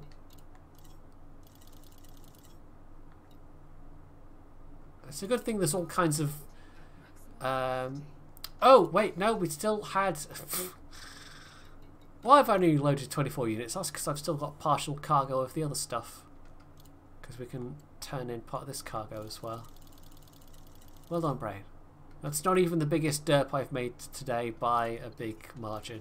Right. Okay. So one more trip. There must surely be a better way than scrolling all the way down, but if there is, I haven't found it. Oh, is that for engineering stuff? Well, I think that's what I was going to do next after I got a bit of credits, is go and see the contact that popped up on my star map. Because I'm pretty sure Felicity Farseer is one of the engineers you have to go and see. But yeah, for now we're just going to bop back over to Aeneas. Oh, I didn't see... well, he's probably gone now, but anyway. If you are still here, thanks for tuning in, Brett. Right, launch. I'm not entirely sure on these stations why the pad has to flip you around. Inside the big space stations it makes sense. But on these stations it really makes no sense whatsoever. When you could just take off and it would be fine. No, you have to go through the whole animation because reasons.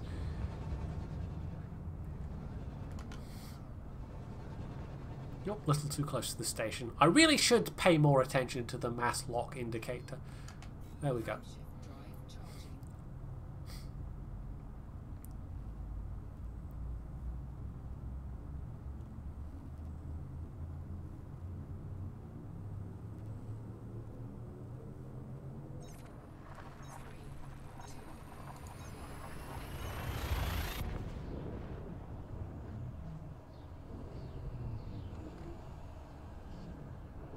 I'm definitely going to have to go and visit this Hutton outpost at some point. See how many episodes of Babylon 5 I can get through when I'm motoring my way over there. Although the wiki page doesn't say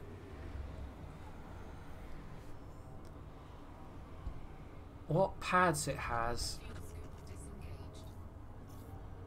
Although that's a small station, so at most you could take a medium ship there.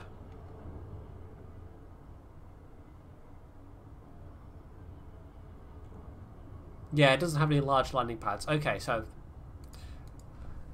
I can't come back with 200 odd tons in my Type 7 of Centauri gin, sadly. Right. Let's see if I can remember where Russo is. Well, that's a fair ways down. Yeah, I think I prefer just opening up the system map and doing it that way.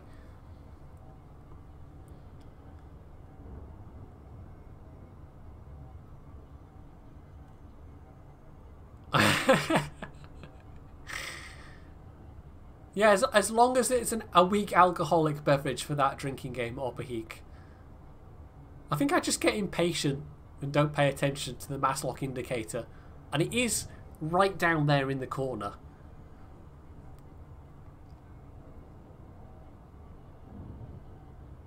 Be nice if you could move HUD elements around a bit, but sadly that's not a thing the game lets you do. I mean, most of them are reasonably well placed anyway. For the most part, you wouldn't need to move them around, but it might be nice to shift one or two of them. Like that fuel indicator and the indicators underneath it. Having that about halfway up the side of the screen actually would be quite preferable for me, just in terms of glancing over at it. Or maybe even top middle, I don't know.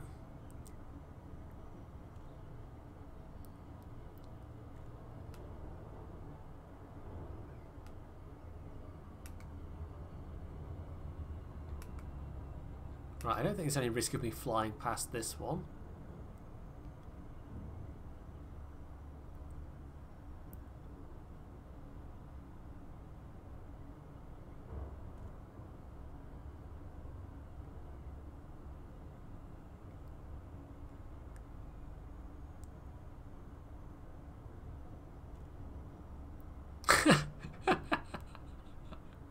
My rambles might even get better.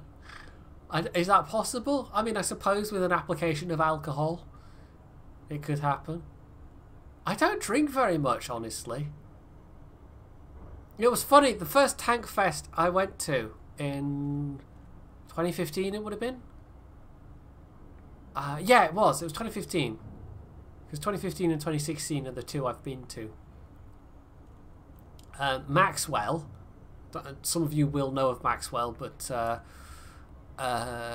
he's a tank streamer and does other things as well. In fact, he probably streams more things that aren't tanks these days, and who can blame him? Yeah, he at the time owned a bar. Does he still own a bar? I don't actually know. I'm not up to date with Maxwell's current business dealings. But yeah, alcohol was a fairly big part of his life, and so he was kind of nonplussed that I really didn't drink much, and there wasn't much in the way of alcoholic beverages that I actually liked. And so he made it his mission to find stuff that I would like. And he kind of succeeded. I didn't drink much, but there was a couple of things he got me to try that I'd never had before. And there was some kind of... It was like a pear cider or something like that that was actually quite nice. But the thing is, I'd have been perfectly happy just drinking a non-alcoholic version as well. It wasn't actually the alcohol that made it nice. So I think that's just the way my taste buds or my brain or whatever is wired. Alcohol is not a good taste for me for the most part. But very occasionally I do drink a bit of whiskey. It has been known. For special events, usually like New Year's or whatever, if I'm streaming, there might be a small quantity of whiskey imbibed. And I have a bottle in the cupboard that I have to periodically go and buy a new one of every 4 or 5 years or so. So yeah, it doesn't get drunk often. Right, pad 3 is... You'd think pad 3 would be right inside the entrance, but apparently not. It does seem to be fairly random as to where the actual pad numbers are in terms of the station layout. Unless it isn't at all. And I'm completely dead wrong about that. Right, I actually got the landing gear down the first try this time and wasn't trying to do a faster than light speed jump inside a space station.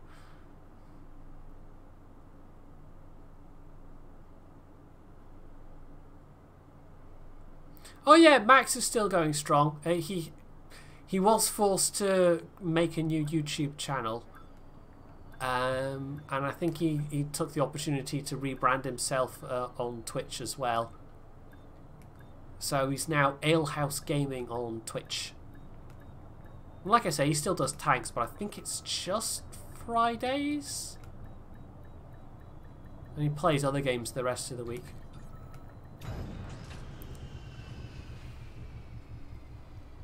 Stellaris. He's doing Stellaris and Warships at the moment. Okay. I might have to...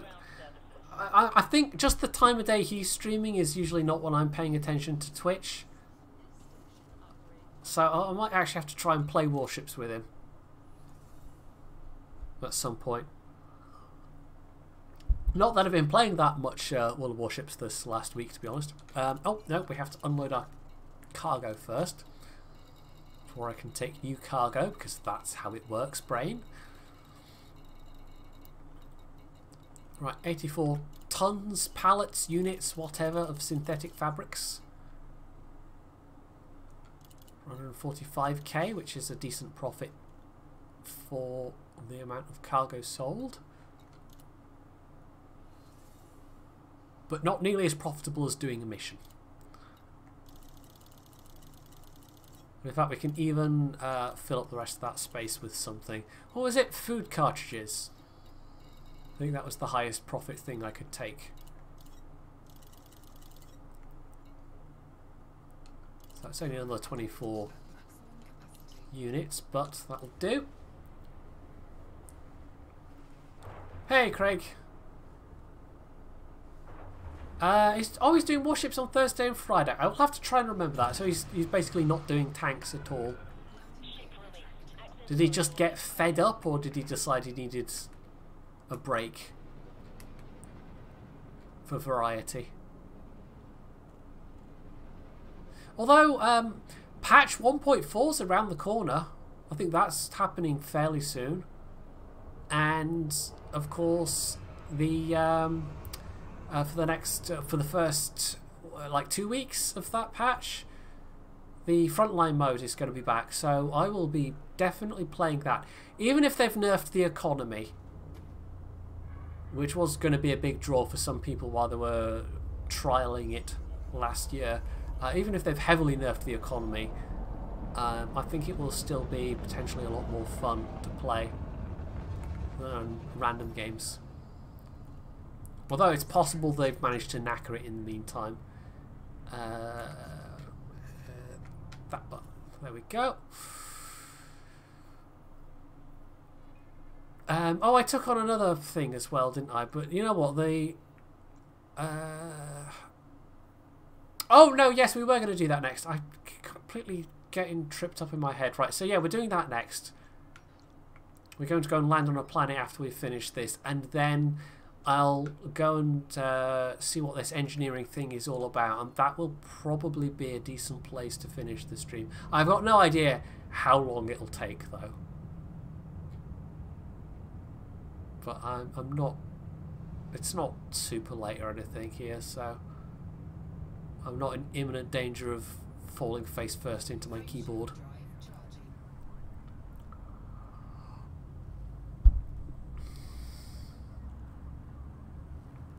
Yeah, they would have to try quite hard to break the frontline mode. Craig, I think so. I think I'm with you there.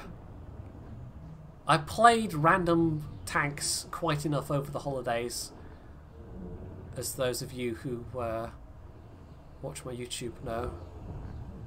And had a couple of okay games, you know, games with fun moments, but those were the games where I got lucky with the matchmaking not shafting me, essentially. No, that's the wrong map.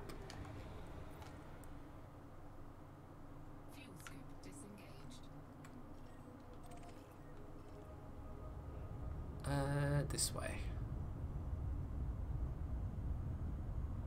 There it is, Borman Colony. So we're going to make this last drop off, and then we need to go back to Aeneas, don't we? Because we need to pick up cargo from there.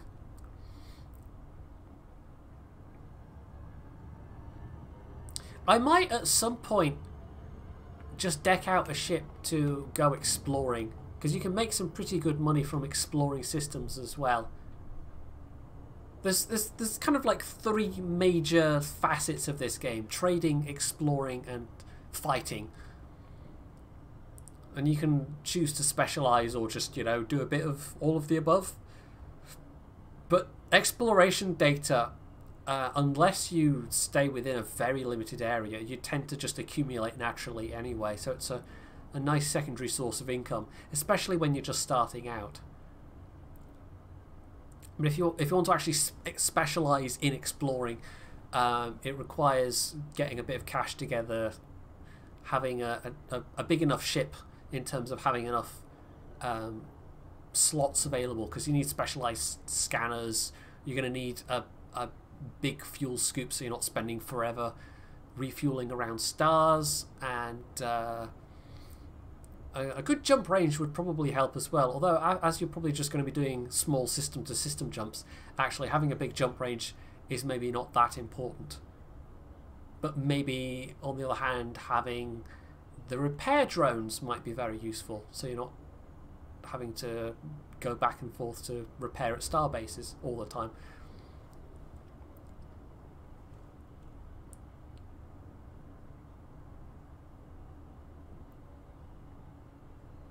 Yeah, I discovered that as well, quite incidentally. I am Kosh. If you actually are quite careful about where you turn in the cartographic data that you've accumulated, it gives you a nice reputation boost as well, because the first couple of times I was selling my data, I was just doing it at random stations. But if you actually hoard it and save it for the stations where you want to get a reputation boost, it helps you out quite significantly. Docking request denied. We're back to this game, are we? It would be nice if it even just said all pads are full. Please take a ticket from the little machine. We'll be with you shortly. But it doesn't. Just says docking request denied.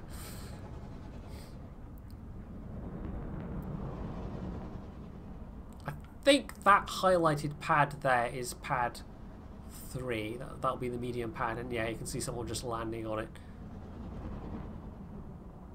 So we just need to wait for them, basically.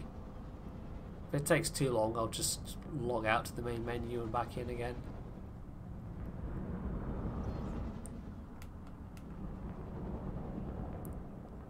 This time I really can angrily flash my lights at somebody, although I think I'm a bit far away for it to actually have a visible effect.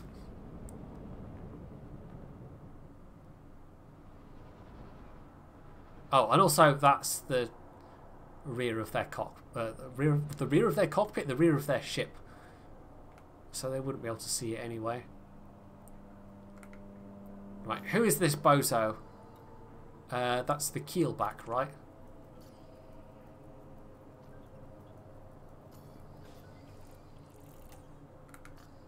Scanning ships, by the way, if you're doing things like bounty hunting, you have to fly around scanning people to find the ones that actually have a price on their heads. And so hopefully that's just that ship going in to take off again. Yeah, there we go. Because sometimes they actually go into the inner docking area. So we only had to wait a short amount of time.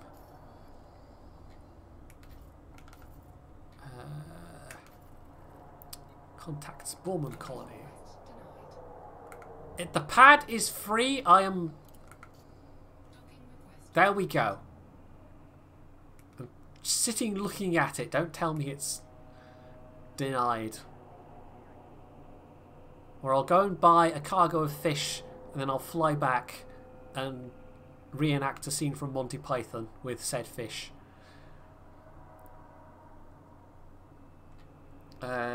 Landing gear. That might be helpful.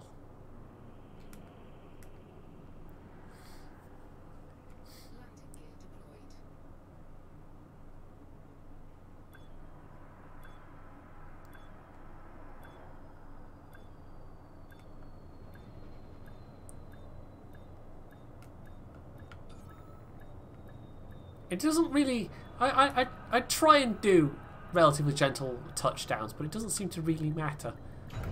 And it looks a bit weird if you're doing the third-person camera view, the external camera, when you actually touch down. It goes into like a preset animation, and that's why your ship kind of jerks around like that. Right. Let's sell this stuff. And go back, get into my Type 7, and then humiliate myself in front of an audience of millions, or, well, technically dozens. I'm surprised there's this many people watching me play, to be honest. 1.5 million credits. Cha-ching! There we go. That's not half bad at all. And we'll just do what we've been doing and get some synthetic fabrics for the way back. Just because it pays out quite nicely. And we might as well have the extra bit of cash.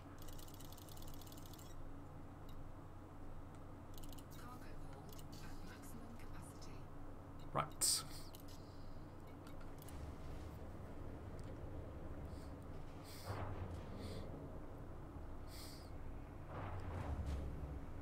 Back we go.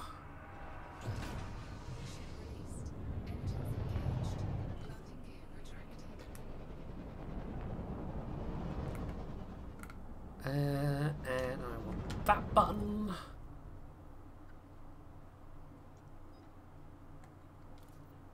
And oh, there's TC Freer hanging out at Russo Station, so we might pass him. I don't know if he's streaming or if he's just playing. I don't know if he streamed this.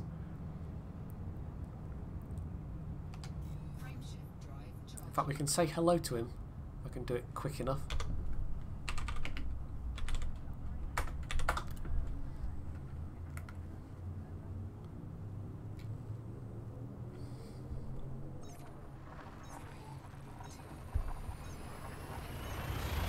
There are dozens of us! Dozens! That has to be my favourite Arrested Development quote.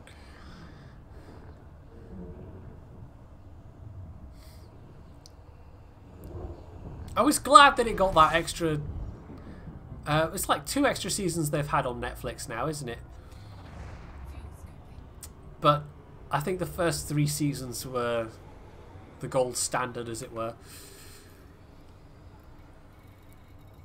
Right, oh, there it is, Russo. I think you can set filters, but then you're constantly having to fiddle with the filters.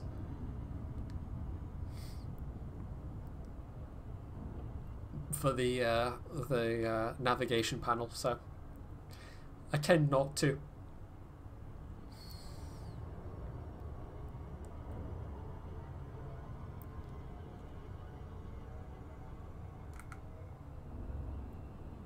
Wonder if his ship is one I can pick up on the contacts. Yeah, there it is. A Type 6 transporter. You can actually see him approaching Rousseau as well. Or has he just jumped away? I think he must have just jumped away. He saw me coming. He saw my attempts at docking earlier on. And thought better of being in the vicinity, clearly.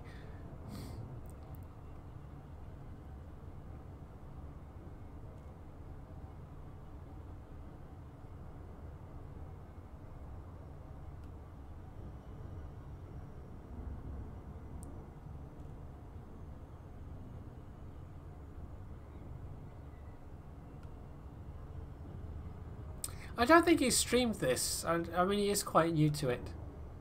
I mean, I am too, despite having owned the game since 2013 or whenever it was. So I remember playing it a little bit back then, and the same with the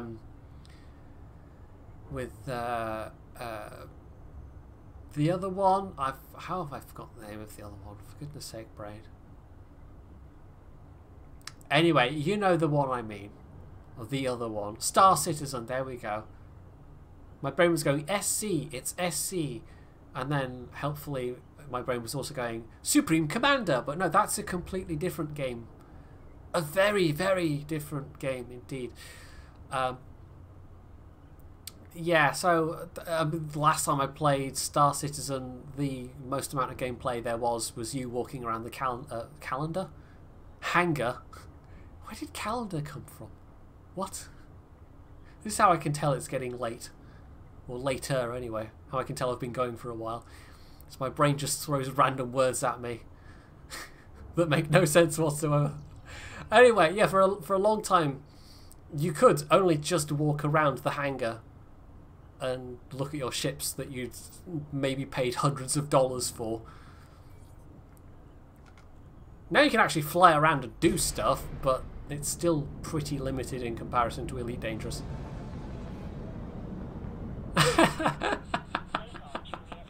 I figured there had to be at least one Supreme Commander player in the chat.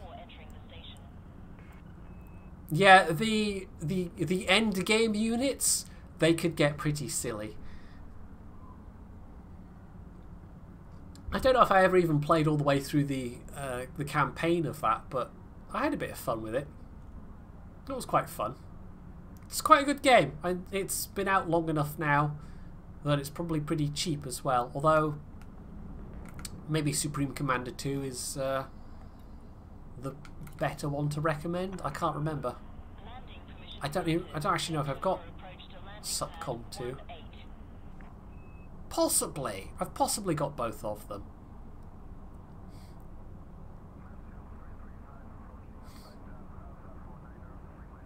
I mean, I still have very, very fond memories of those games' progenitor, Total Annihilation.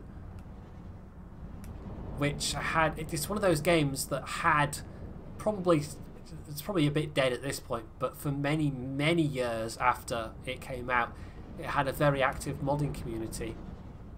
Including...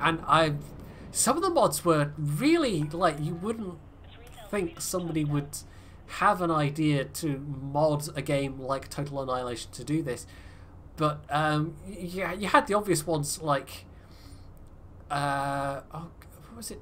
No, I can't remember what it was called, but it was basically modern units in a sort of fictional East versus West Cold War scenario, but more or less present day units. And that one worked quite well. But there was one that was literally pre-Dreadnought ships of kind of like 1890s up to mid the first decade of, you know, like 1905, 1906, whenever it was HMS Dreadnought was launched. And it's just such a weird, obscure subject to mod a game to. But it was kind of fun. It completely cut out the land units. There were none at all. You still had to have land bases to provide, like fixed land bases to provide the materials you needed to build your ships. But yeah, it was weird. Planetary Annihilation. Not really. I never played it. I watched a little bit of it, but it kind of felt like it was an interesting concept, but not interesting enough to carry it through.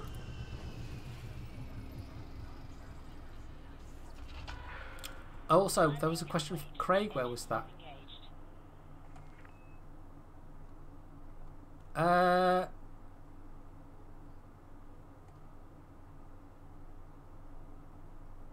it wasn't from Craig. It was from Hippie Wayfarer. This one is called the Keelback. It's a modified Type 6.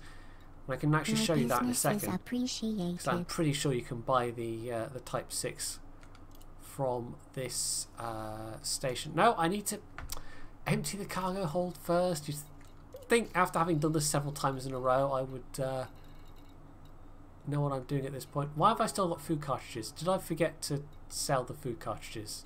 I forgot to sell the food cartridges. Never mind. So I'm going to sell them back here at a loss, but it doesn't really matter. It'll be a very marginal loss. A bit less profit from the synthetic fabrics because I forgot to unload the food cartridges that I specifically took to sell at the other station. I do this even when I'm not streaming. No, that's buying. I want to sell them. Right, it'll tell me 960 credits loss. Yeah, I think we can stand that. Right, shipyard. So, I am in... I can't see it there, but... Type 6. Okay, the Type 6 is kind of like the base version, and then the Keelback is a modified version of the Type 6. And this is like the pure cargo version, and then this is a slightly more militarized version. So, big ship. We wanted a big ship. Didn't even need to go out of the out of that screen, did I? Right, storage options. Use this ship.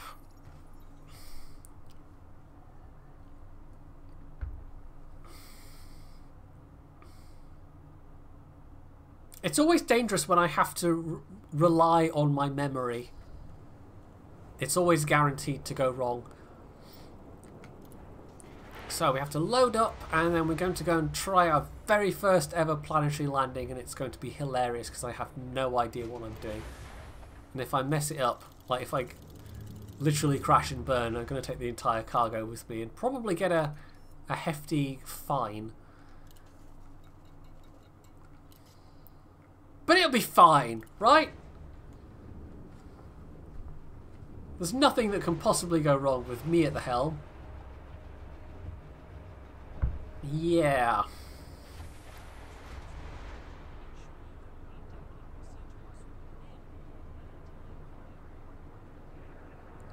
My ship's insured, right? I think ship insurance is actually a thing in this game. Ship released. Clear for egress. Like the more mods, like the not mods, but the more different components and upgraded components you put on your ship, the more it gives you a little insurance cost next to it. So I'm guessing that's the cost you have to pay to get the ship replaced if you do manage to completely trash it.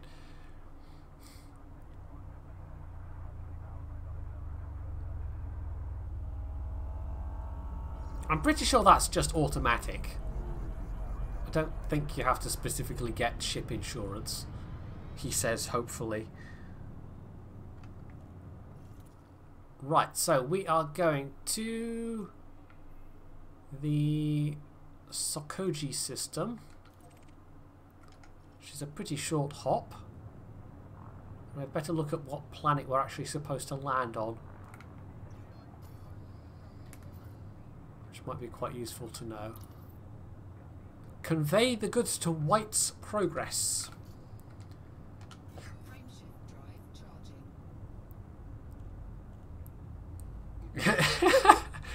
Oh, I like how Chad is also so optimistic about this.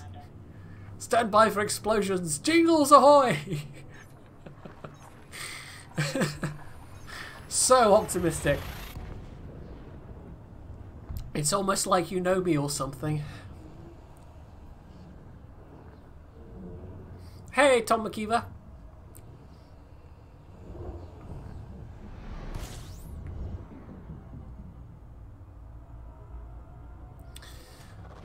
Right, let's open up the nav panel and see if we can't find White's Progress, although at the moment we're just getting unexplored, unexplored, unexplored, because I haven't been to this system before. So we will have to look at the system map to know where we're going. Right. Because even if it's unexplored, it'll still give you the marker. We might actually pick up some exploration data as we fly past these places as well. I think I must have jumped through this system past the star, but your scanners only have a certain range, so you have to get relatively close to any planetary bodies in the system in order to pick up the scan data for them. But that's not the same as actually surveying them. You need special scanners for planetary surveying, which I don't have because I've not done that yet. The Dolphin might be quite a good one for that, actually.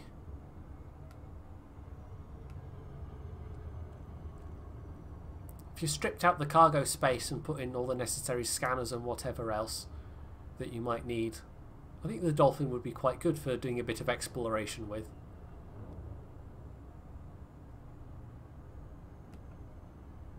Because it moves nice and fast when you're in real space, for want of a better term. Well, not really real space, because it's not like there's hyperspace or anything like that in this game. I'm guessing the warp technology is meant to be space folding, but I don't know. Or does it explain somewhere? Anyway, I have discovered these places even though they were already here and have been discovered by people many times before. But for some reason they'll pay you for the survey data anyway. Oh, hello. A cheeky NPC pirate. I imagine this must be a pain in the very large classes of ships, because they probably don't handle very well if the Type 7 is anything to go by.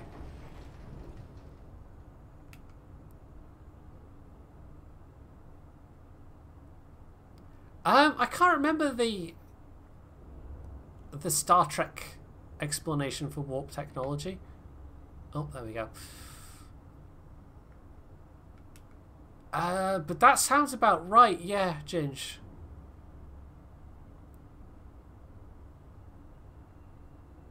It was quite funny when Stellaris came out and they just decided to kind of throw everything at the wall, and so you had not one but 3 different possible ways of having faster than light travel. And then eventually they decided that was too complicated and basically made it just one, essentially.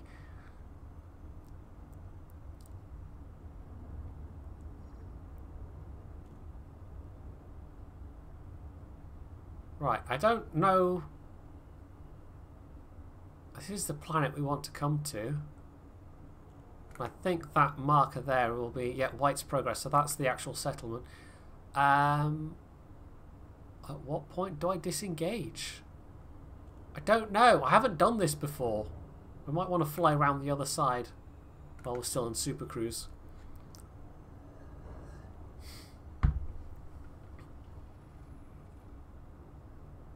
Alright, there we go. So we've got a marker that's appeared. That's new-ish. I think this is the first time I've been near a planet that I could actually land on since Horizons was enabled on my account. So I'm just going to super cruise round to the actual, you know, above the point where we need to land.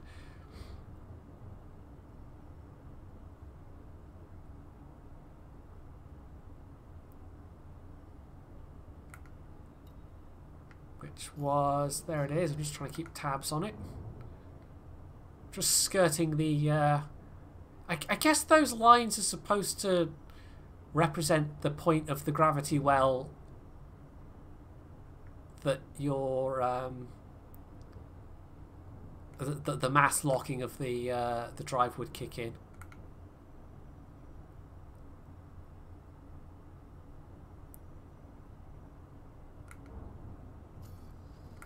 Nearly over the horizon.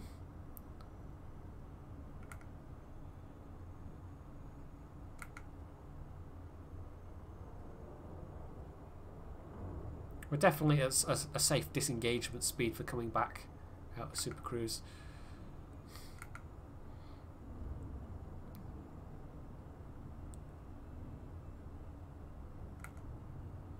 Right, there it is. So we can safely drop out. And we seem to have lost the marker.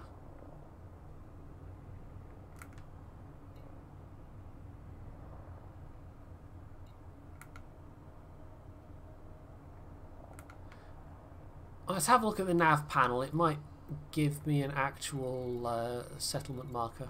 Flight's progress. Lock destination. Oh, it's above me, as far as my local orientation anyway. Okay, I have no idea where I'm going, but let's have a go. Let's try and land. Oh, turn night vision on. Yeah, that's probably a good tip. I don't think there's a specific button for that enabled, so I have to go and do it through the thingy panel. You can also do things like turn the lights on, but you can't actually see that in night vision.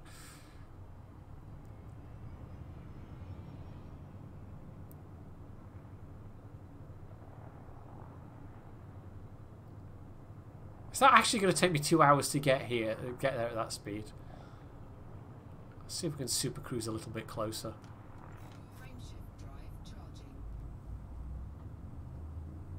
I don't think I can sit and make small talk for 2 hours while we get close enough.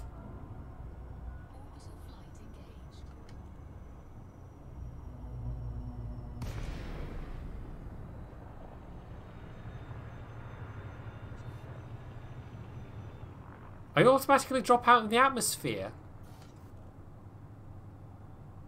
Well, let's try it then. And if I smash into the planet full speed, Ginge, you owe me a new spaceship.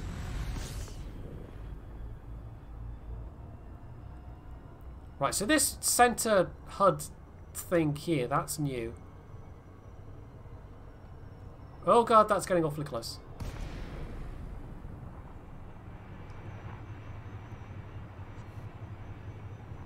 Right, 15 minutes. That's better than 2 hours. And, oh, I have a message. Incoming enemy alert. Yeah, you're a bit late telling me that. They already tried to interdict me, but okay.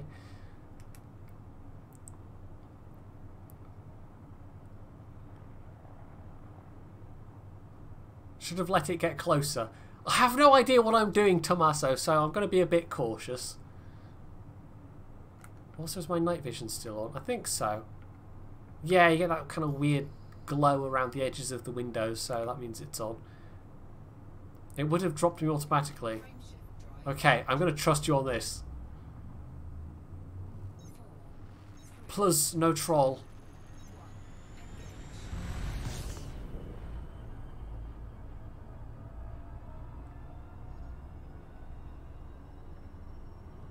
Because that would be a bit bad. Just casually frame shifting into a planet.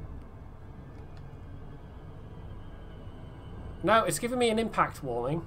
Dropping from orbital cruise. Oh, okay, no, there it is. It's fine. Oh, that's a bit hairy. That's more than a little bit hairy. Just aiming at the planet, but it's fine.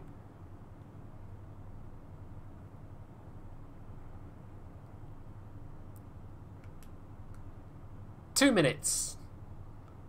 And I probably need to... Oh, am I not close enough? Oh, it's the same... It's the exact same thing as regular stations, space stations. The exact same limit.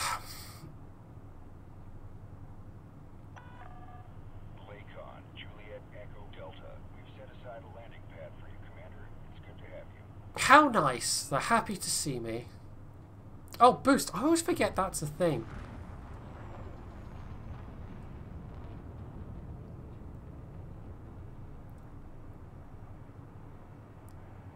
I don't even know if this is a planet with an atmosphere, but I don't think it is.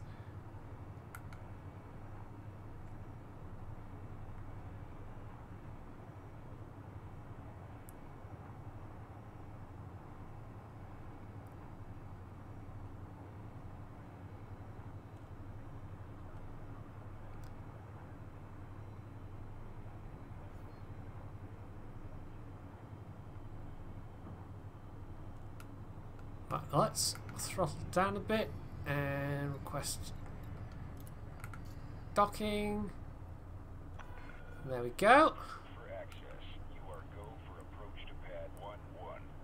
My very first planetary landing, and nobody died yet. This is quite a small colony, actually. I was thinking it would be like a big sprawling settlement with a spaceport next to it, but no, it's just a little facility. But immersion. Anyway.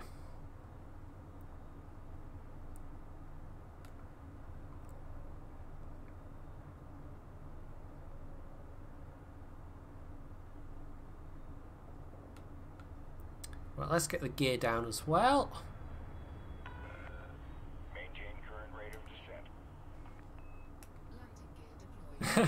No one's died yet. It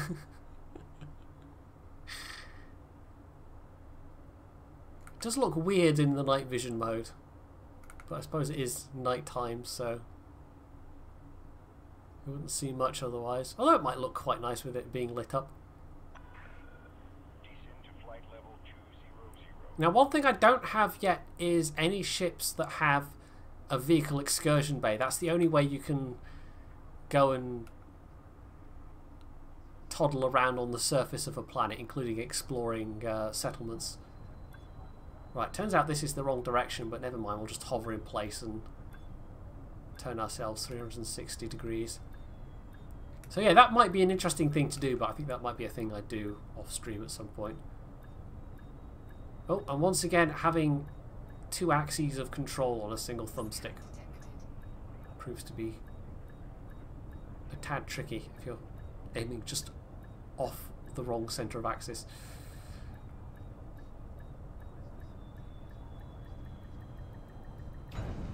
Yay! There we go, my very first surface landing. What does it look like without the night vision? That's reasonably well lit. But yeah, I'm a little disappointed it's not bigger, unless this is supposed to be a small settlement and there are bigger ones around.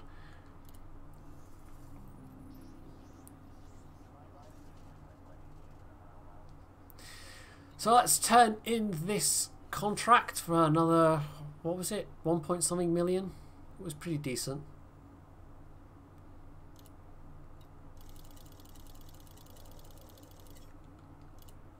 Deliver items, and this is why, even though it's pretty fugly, having a bigger ship with a bigger cargo capacity is pretty useful. Complete mission. 1.7 million nearly. We can have 13 units of nano breakers. I have no idea what those are. I think those are just regular goods though.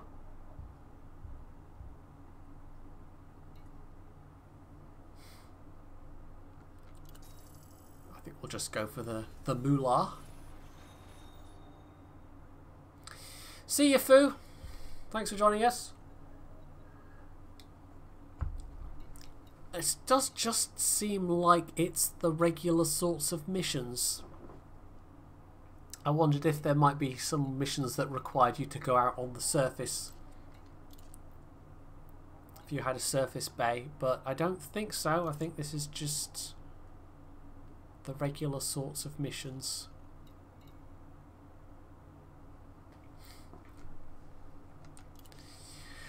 Right, so I think what I'll do is I'll head back to Rousseau and get the dolphin, and then we'll go and see the engineer and see what that's all about, because that's something I've not looked into before now either. I'll also just quickly check if there's anything I can get from this settlement that would actually get me a profit. We are... I've forgotten the name of the system. Sokoji, there we go. I can't even imagine trying to do this without the aid of... Because I think even the original Elite, you know, the prices fluctuated. So the idea of just doing this blindly and hopping from system to system and just scribbling things down with a piece of paper. I can't imagine trying to do that, but people must have in the original Elite game if they wanted to do trading.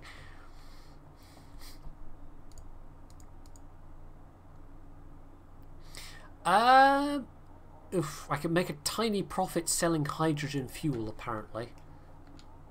I guess a tiny profit is better than no profit at all. He says in a very Romulan... Not Romulan. Wow. Not Romulan at all. Who am I thinking of? Ferengi. There we go. You can really tell my brain is not firing at full capacity at the moment. If I can't remember the name of the Ferengi. Right, clean them out with hydrogen fuel. Apparently they didn't really have a lot.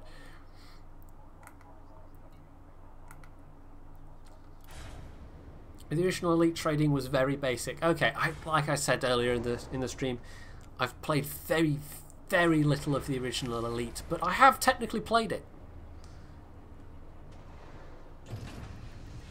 I guess it was much more centered around the combat.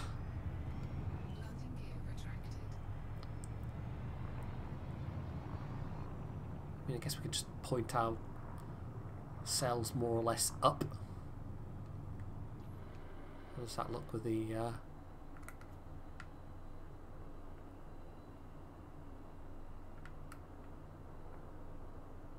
that's not a terrible shot right there. I don't know, there must be an atmosphere if there's rain. Is this supposed to be rain, or is this just the starfield effect? I think this is just the starfield effect. Even though it's not actually stars, it's, you know, interstellar dust and whatever. I think it just applies that effect regardless. Looks slightly weird, but anyway.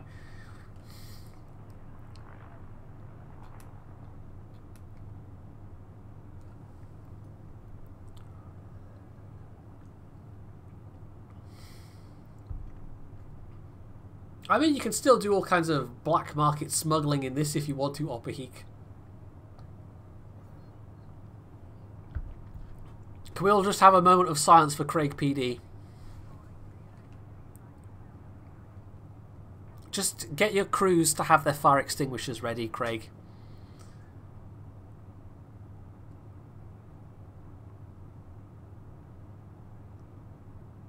I mean, it could be worse. You could be facing 3 Leons in a division. Right, are we far enough away to engage... How do we tell when we're far enough away to engage our super cruise? Right, we're just heading more or less straight up. Well, there we go.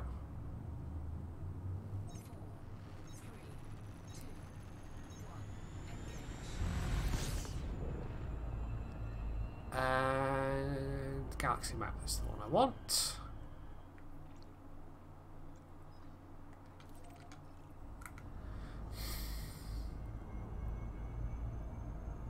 I'm guessing I need to wait till I am out of the red area before I frame shift jump. Before my... Oh, I seem to be high enough. I think. Not entirely sure. Although we still have the planetary indicator HUD thing in the middle of the screen, so I guess we're still close enough. I don't know. Hey, what expat? I'd say you're up kind of late, but I have no idea which part of the world you're in at the moment, so might not be late there at all for all I know.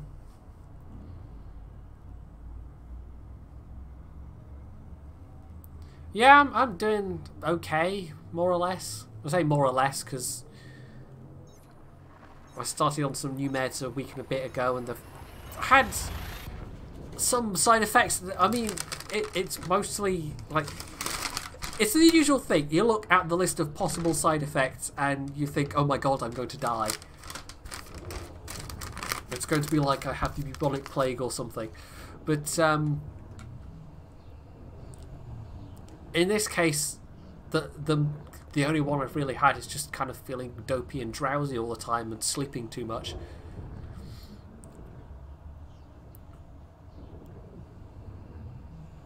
Which hasn't been great for making videos, but I have been attempting to stream a bit more to make up for it.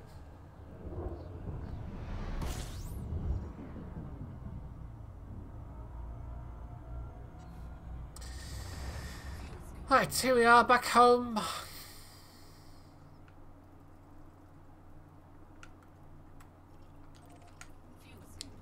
Hello, Juice Mark. I think you're a newcomer to these parts. I don't recognise your name from other streams, although it could just be you've been lurking. I don't know. It's always a possibility.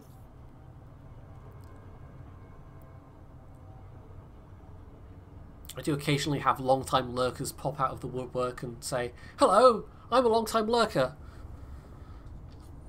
In those exact words, yes.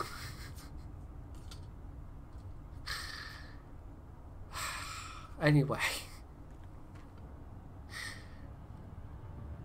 Yeah, I haven't had a lot of cogent conversations with anybody this last week, as you can tell. Newcomer to the stream, but not to YouTube. Oh, okay, well, welcome to the stream.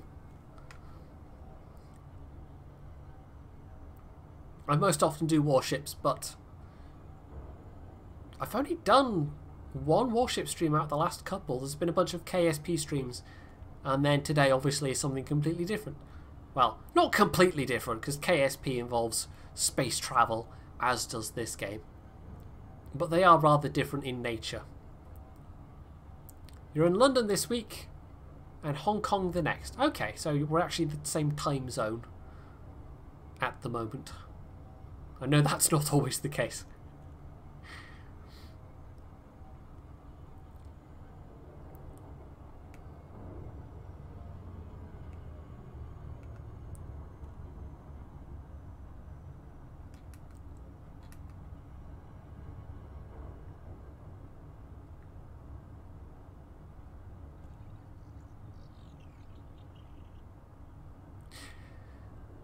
Now, I've no idea, this with this first engineer person, I've no idea what upgrades they'll offer, because I think I'm right in saying different special upgrades are tied to different engineers. I don't know if you have to do them one at a time, or if they'll all become available after I've done this first one. I presume they kind of ease you into it rather than throwing it all at you at once. But the reason I want to take the Dolphin is that's already got my best jump range, so on the off chance it's an engineer that gives boosts to your FTL engines, it would be quite useful to have a boost on top of what's already a very good jump. Because I think the Dolphin could make a nice exploring ship.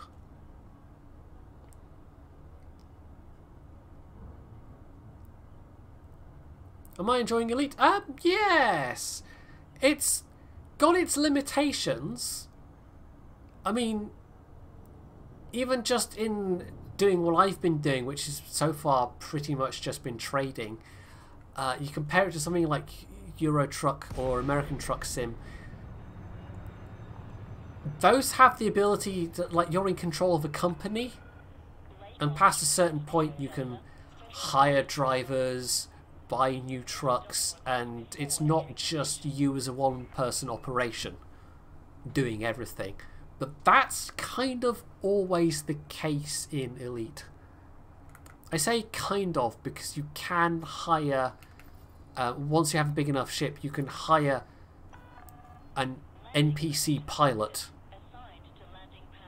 to man a starfighter, because if you're in a big enough ship you can potentially fit a hangar bay, so you can have a starfighter, like one of the smaller classes of ships in the game, as a kind of escort that you can launch from your own ship if the need should arise.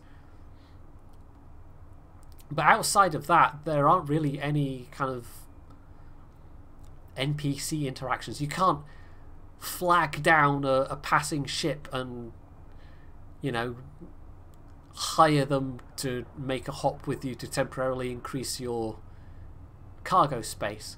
The game I mentioned much earlier that was heavily based around the idea of Elite, Escape Velocity Nova, that had a whole system where you could hire additional ships. You could end up with your own little fleet. You could also, I mean, say you could hire ships, you could also straight up board ships and take over control of them. I think the one thing you couldn't do was buy additional ships to be in a fleet. I think they either had to be hired or captured. But, you know, if you were a trader, you could have then... oh, I just nudged the side. It's fine. Nobody saw anything. Totally got away with that. You could have a little fleet of cargo trader ships, which would bump up your cargo capacity quite considerably, and just jump around and trade with them and make that much more profit. But you had to be careful you didn't run out of cash halfway, otherwise the ships would all just leave you and take the cargo with them. So yeah, some stuff like that would be fun in this game. But as it is, I think that's just the conceit of the Elite series, is that it's you as the lone pilot doing everything. Right, so, did I pick up... Yes, I did. I'm actually going to remember this time. I picked up some hydrogen fuel, which I can sell at a tiny profit. God, that was barely worth 672 credits. I'll be rich! Rich in no time at all. Yeah, yeah, that was almost not worth doing, but it's still more credits than I started with, I suppose.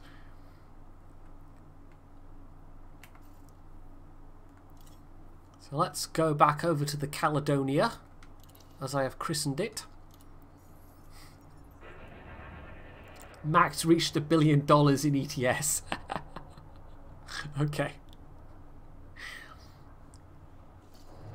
So it would be nice to see that part of the game fleshed out a bit more.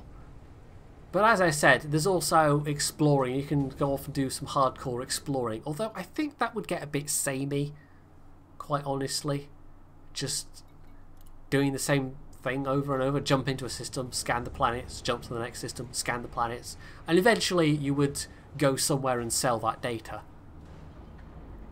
But I suppose the draw of that is that if you go far enough, you might map somewhere that's never been mapped before. And then you'll get your name. Like anytime anybody looks at the system map, that's the wrong button combo, it'll say first mapped by, and it'll have your name there. So I guess that'll be enough of a draw for some people. See ya, Tom. But yeah, I haven't really tried that so much. proper surveying. I've just done the incidental kind. And then there's combat and bounty hunting. But that doesn't have a huge amount of appeal to me at the moment.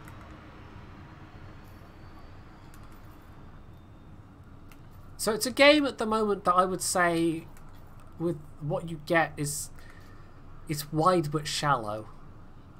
I think it's probably a fair way to put it. Right, so I think that gave me an automatic marker. Plot route. And that should only be a couple of jumps. Yeah, that's not going to take long in this ship at all. Oh! Hang on, I'll give you a permit.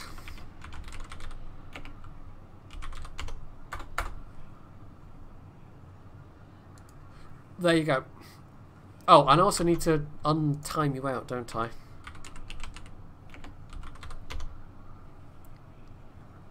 Oh, it does that automatically if I permit you. Okay, that's quite useful. I didn't even notice it said that in the chat.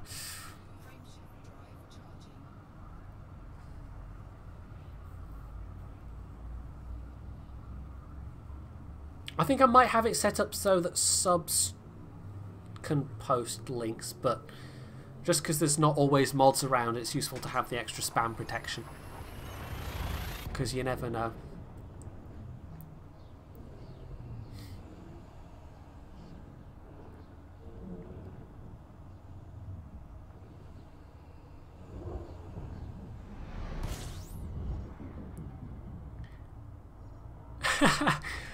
See, that's the thing, Craig. You might see an enemy... Same thing in Will Attacks. You might see an enemy platoon of like 3 Type 5 heavies or something. But if they all play like idiots, then it doesn't really matter. So there we go.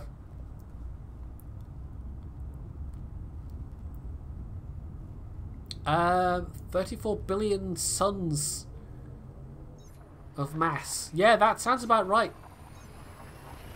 I mean, not that sounds about right. That sounds plausible. I don't know what... I'm so failing at words today. And every other day this week. I can believe it, is what I'm trying to somehow ham-fistedly say.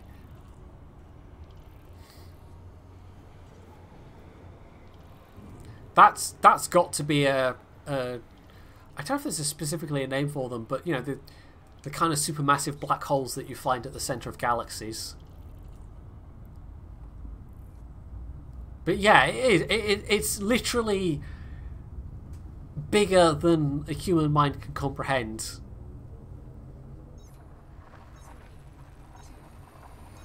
You go over certain scales and the brain just goes, nope!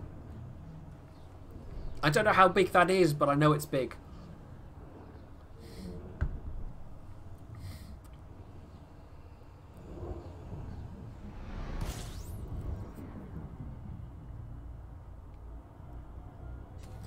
The downside of this being a small ship, I think I might, if I was going to outfit this for exploring, is I might have to stick on a much bigger fuel scoop, because the size of fuel tank isn't huge for the size of the jumps I'm making. And the size of the scoop I have is filling that tank relatively slowly. So I would need additional fuel tanks and I would need a bigger fuel scoop. But it's good enough for just a couple of hops. Plant the Union Jack on it. What, the black hole? That might be a bit difficult. I mean, you could throw as many Union Jacks into a black hole as you liked, I suppose. Anyway, here we are. Farseer Inc. So let's go and see what all this engineering malarkey is about.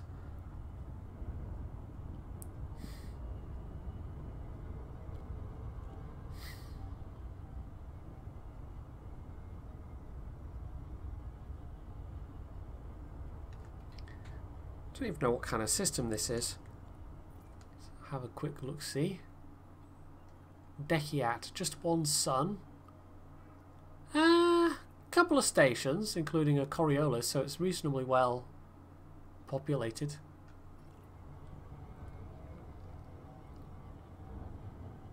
I kind of wondered if this station would just be off on its own in some otherwise utterly unpopulated system, but no, that's not the case.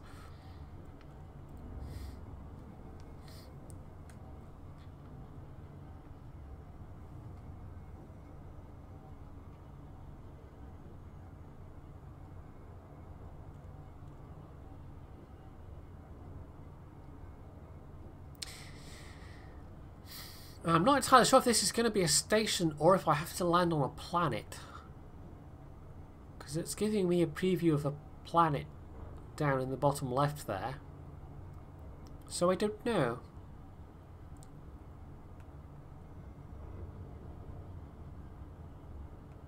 But at least I vaguely know what to do with a planet these days.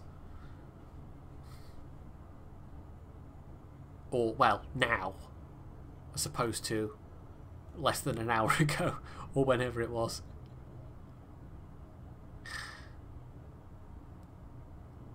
This does look like it might be a station, though, that I'm headed for.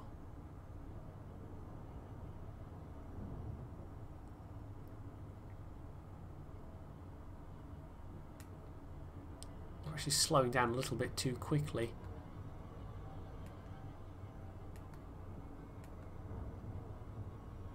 Although if you go over that kind of blue section of the throttle indicator, it starts to tick upwards on its own. It starts to accelerate, and when it's underneath it tends to decelerate. So sometimes it can be a bit tricky kind of riding the point where you want it to be. No, maybe it's a moon I'm headed for, not a station.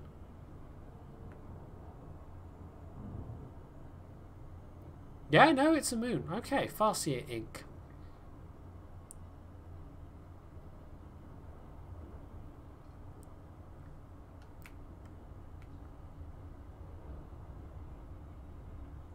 Right, I'm not quite going slow enough to...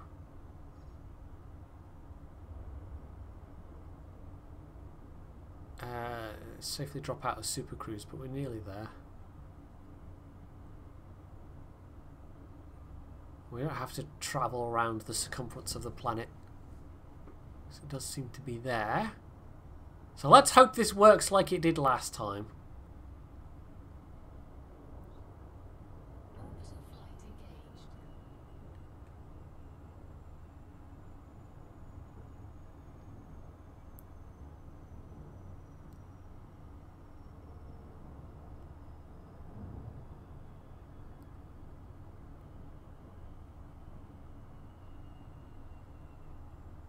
That's kind of nuts, what expat, but yeah, you start.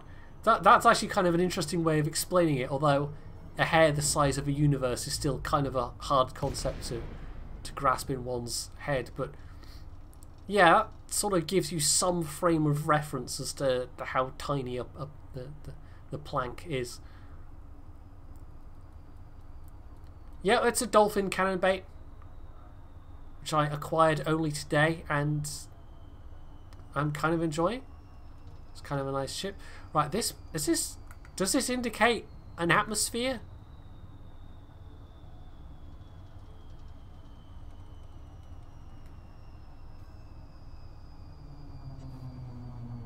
Or I don't know what the glide thing is. Oh, okay, that's just the kind of... Oh, so I was still in frame Super Cruise. Right, so that's what it's properly supposed to look like, and not the kind of weird half-assed way I did it last time. Because I was hurtling towards a planet and I thought I was doomed.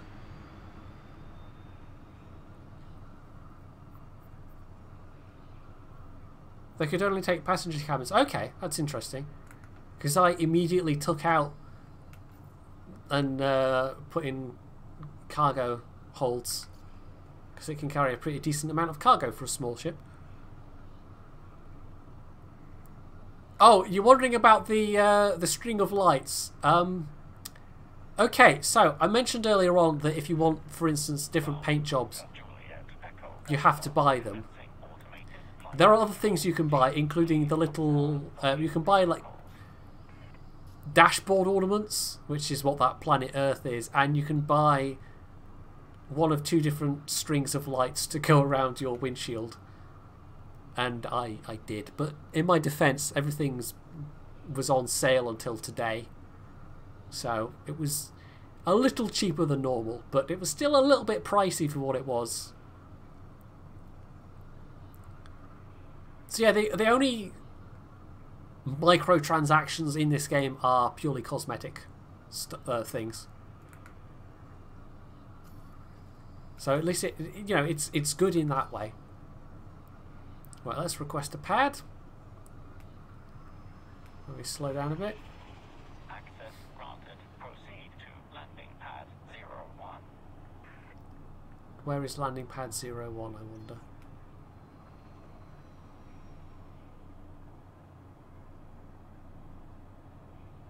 That's 08. Is it behind us?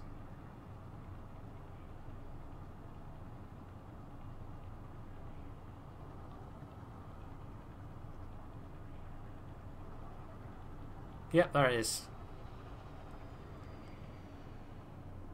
Well, that's a titchy-wee landing pad. Well, I guess we are in a small class of ship.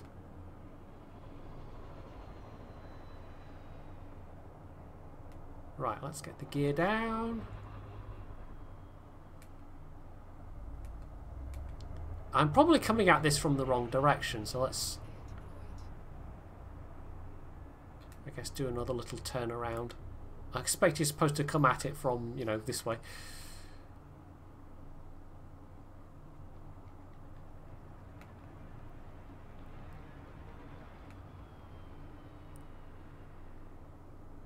I'm fairly new. I mean, I think I can't even remember. I either bought or was given a code for the game back in 2013. And I played it a little bit at the time. But this is the first amount of real time I've put into playing the game.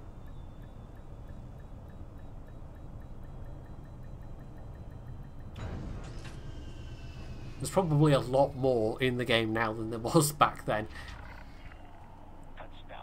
Right, I am going to get myself another glass of water because I've run out again, and then we'll have a look-see at what all this engineering stuff is about.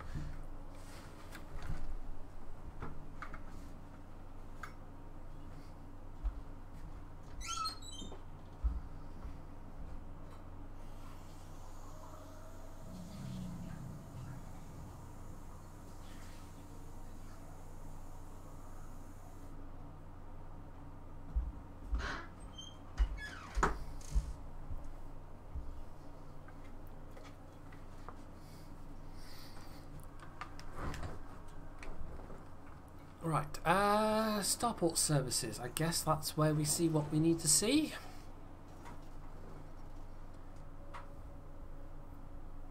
So, this is Felicity Farseer.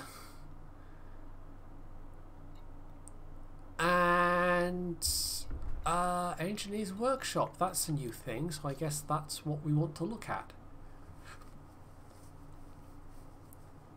Felicity Farseer is a legendary explorer who engineered her own improvements to her Asp Explorer early in her career. She's willing to share some of that knowledge with fellow explorers and also operates an extensive training program for technicians and mechanics heading out into the black. She based herself here at her father's mining and refinery facility, though in fact her operation is separate. Develop your reputation with her to learn about another engineer. Ah, so I guess you have to do these in some kind of sequence then. It doesn't just open them all out after you've done the first one. Okay. So, what do I actually need to do? What do I need to donate? Buy modifications to unlock next grade. Okay. Outfitting? Do I need to go to outfitting? I guess. Everything else seems to be unavailable. Bear in mind, I've no idea what I'm doing with this. I haven't looked any of this information up.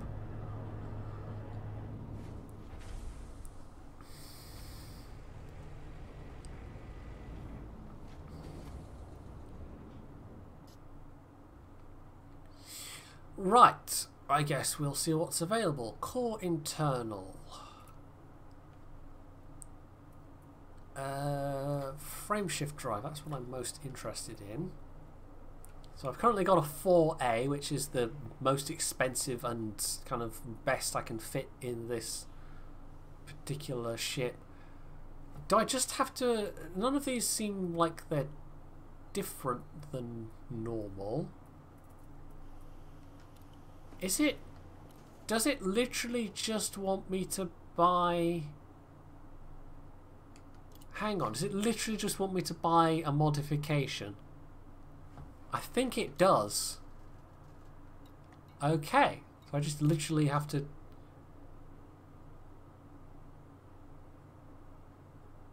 buy a mod? Maybe? I need to donate 1 ton of meta alloy.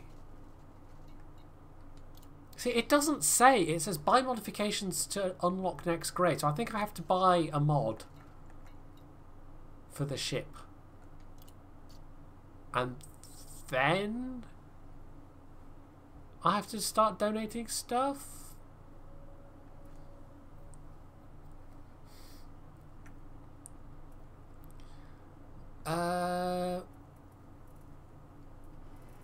Yeah, it's pretty limited, but I guess we can mount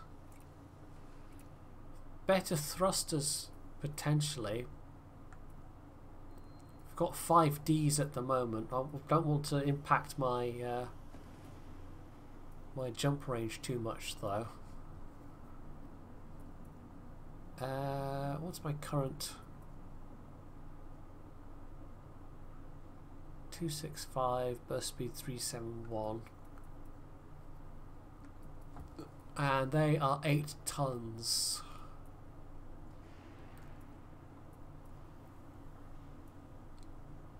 $32 tons for the 5Bs. There aren't any 5As, unfortunately, although I expect if they did have 5As they would be prohibitively expensive.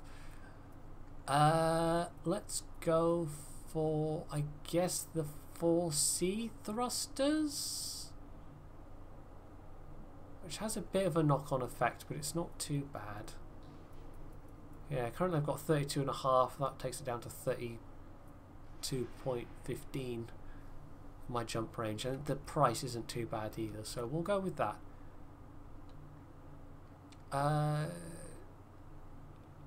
Store old module, I guess we can.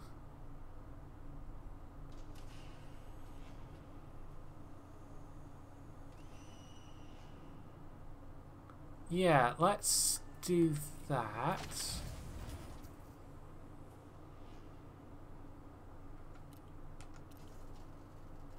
Right.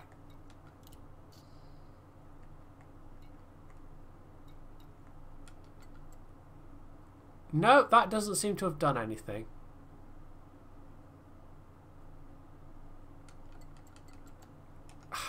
This game does have a habit of being a little obtuse sometimes. I've had to resort to Google on occasion to have any idea what to do next.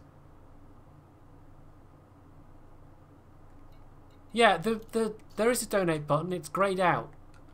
Doesn't do anything. It doesn't tell me what I need to donate. It just says buy modifications to unlock next upgrade. And I have bought a modification. It doesn't seem to have done anything. So I'm not entirely sure what I'm supposed to do. Is there no walking about yet? I don't know if that's planned for this game. You can get out in a rover on a planet's surface, but I don't think there's any plans for you to be able to walk around like you can in Star Citizen.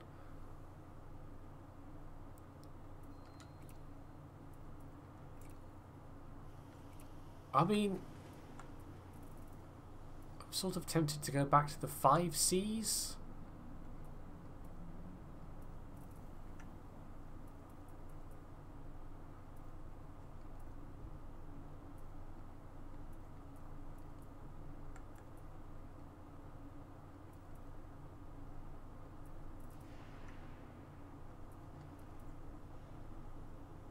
Was it 5C I was on before? It was 5D, wasn't it? Which, yeah. The extra little bit of speed's nice, but I'd rather have the extra little bit of jump range. So I don't quite know. It says I've been invited, which I have. Buy modifications to unlock next grade. Doesn't tell me much. Is there something in the transactions panel, maybe?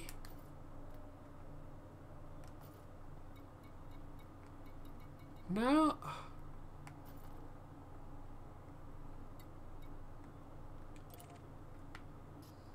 I'm a little bit baffled, to be honest.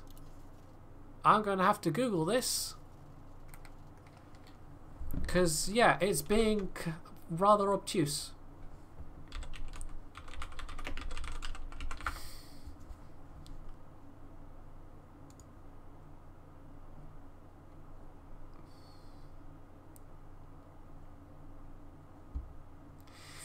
Right, before you can take advantage of her services, several requirements must first be met. Attain an exploration rank of Scout or higher, which I've done. Provide 1 unit of meta-alloys. Okay. Which is a thing.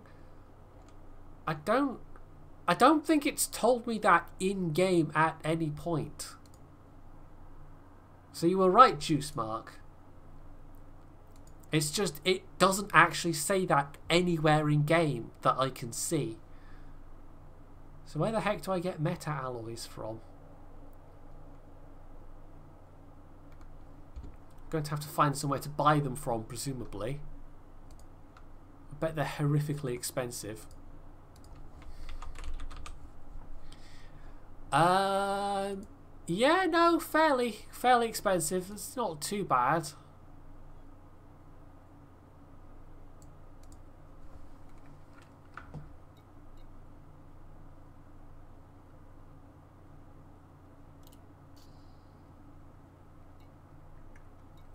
It lets you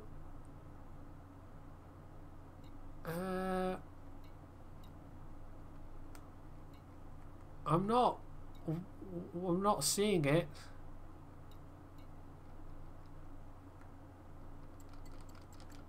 It's not doing anything, so I don't know. I don't know if the game's just slightly bugging out, as far as I'm concerned. Also, I need to check the system quickly. Dekiat. Right, where's the nearest place that's going to sell these?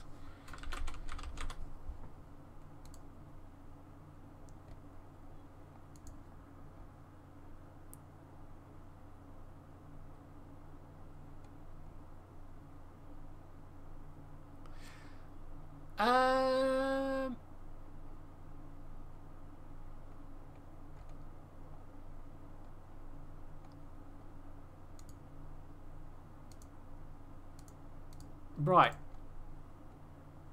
And the Maya system, apparently. Yeah, I just saw that information as well. I can see you were looking it up at the same time, Tommaso. If you can see on this page where it says meta-alloys, then good luck. Oh wait, herpaderp, it says right there. Bring me meta-alloys. Okay, right. Okay, this is just me. This is just, I should not be streaming at this point. Oh god, yeah, no, that's definitely a sign I should be wrapping things up soon. If I can't even read 2 sentences and comprehend 2 sentences. Okay. Right. So where's the Maya system?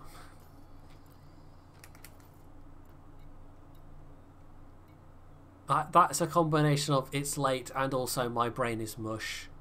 And has been mush for a week.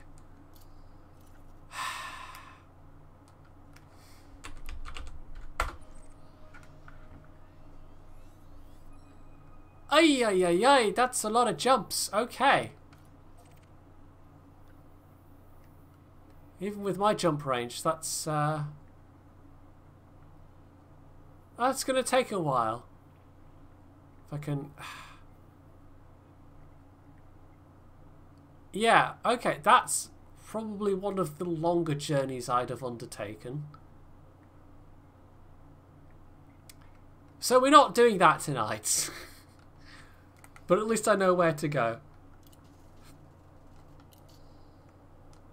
So, yeah, I think I will. I think that's a sign that I should wrap the stream up. Because that was a fairly magnificent fail in terms of reading comprehension. So thank you all for tuning in.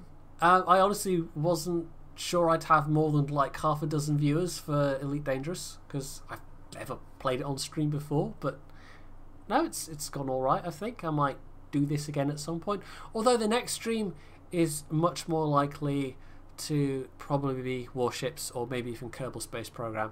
Although if I tried to play Kerbal Space Program with my current amount of brain power, there would likely be more than a few dead Kerbals as the outcome. But who knows? Maybe you sadists would like that kind of thing. So thank you all for tuning in. I hope you've had a good evening. I hope I've been entertaining. And I shall catch you next time.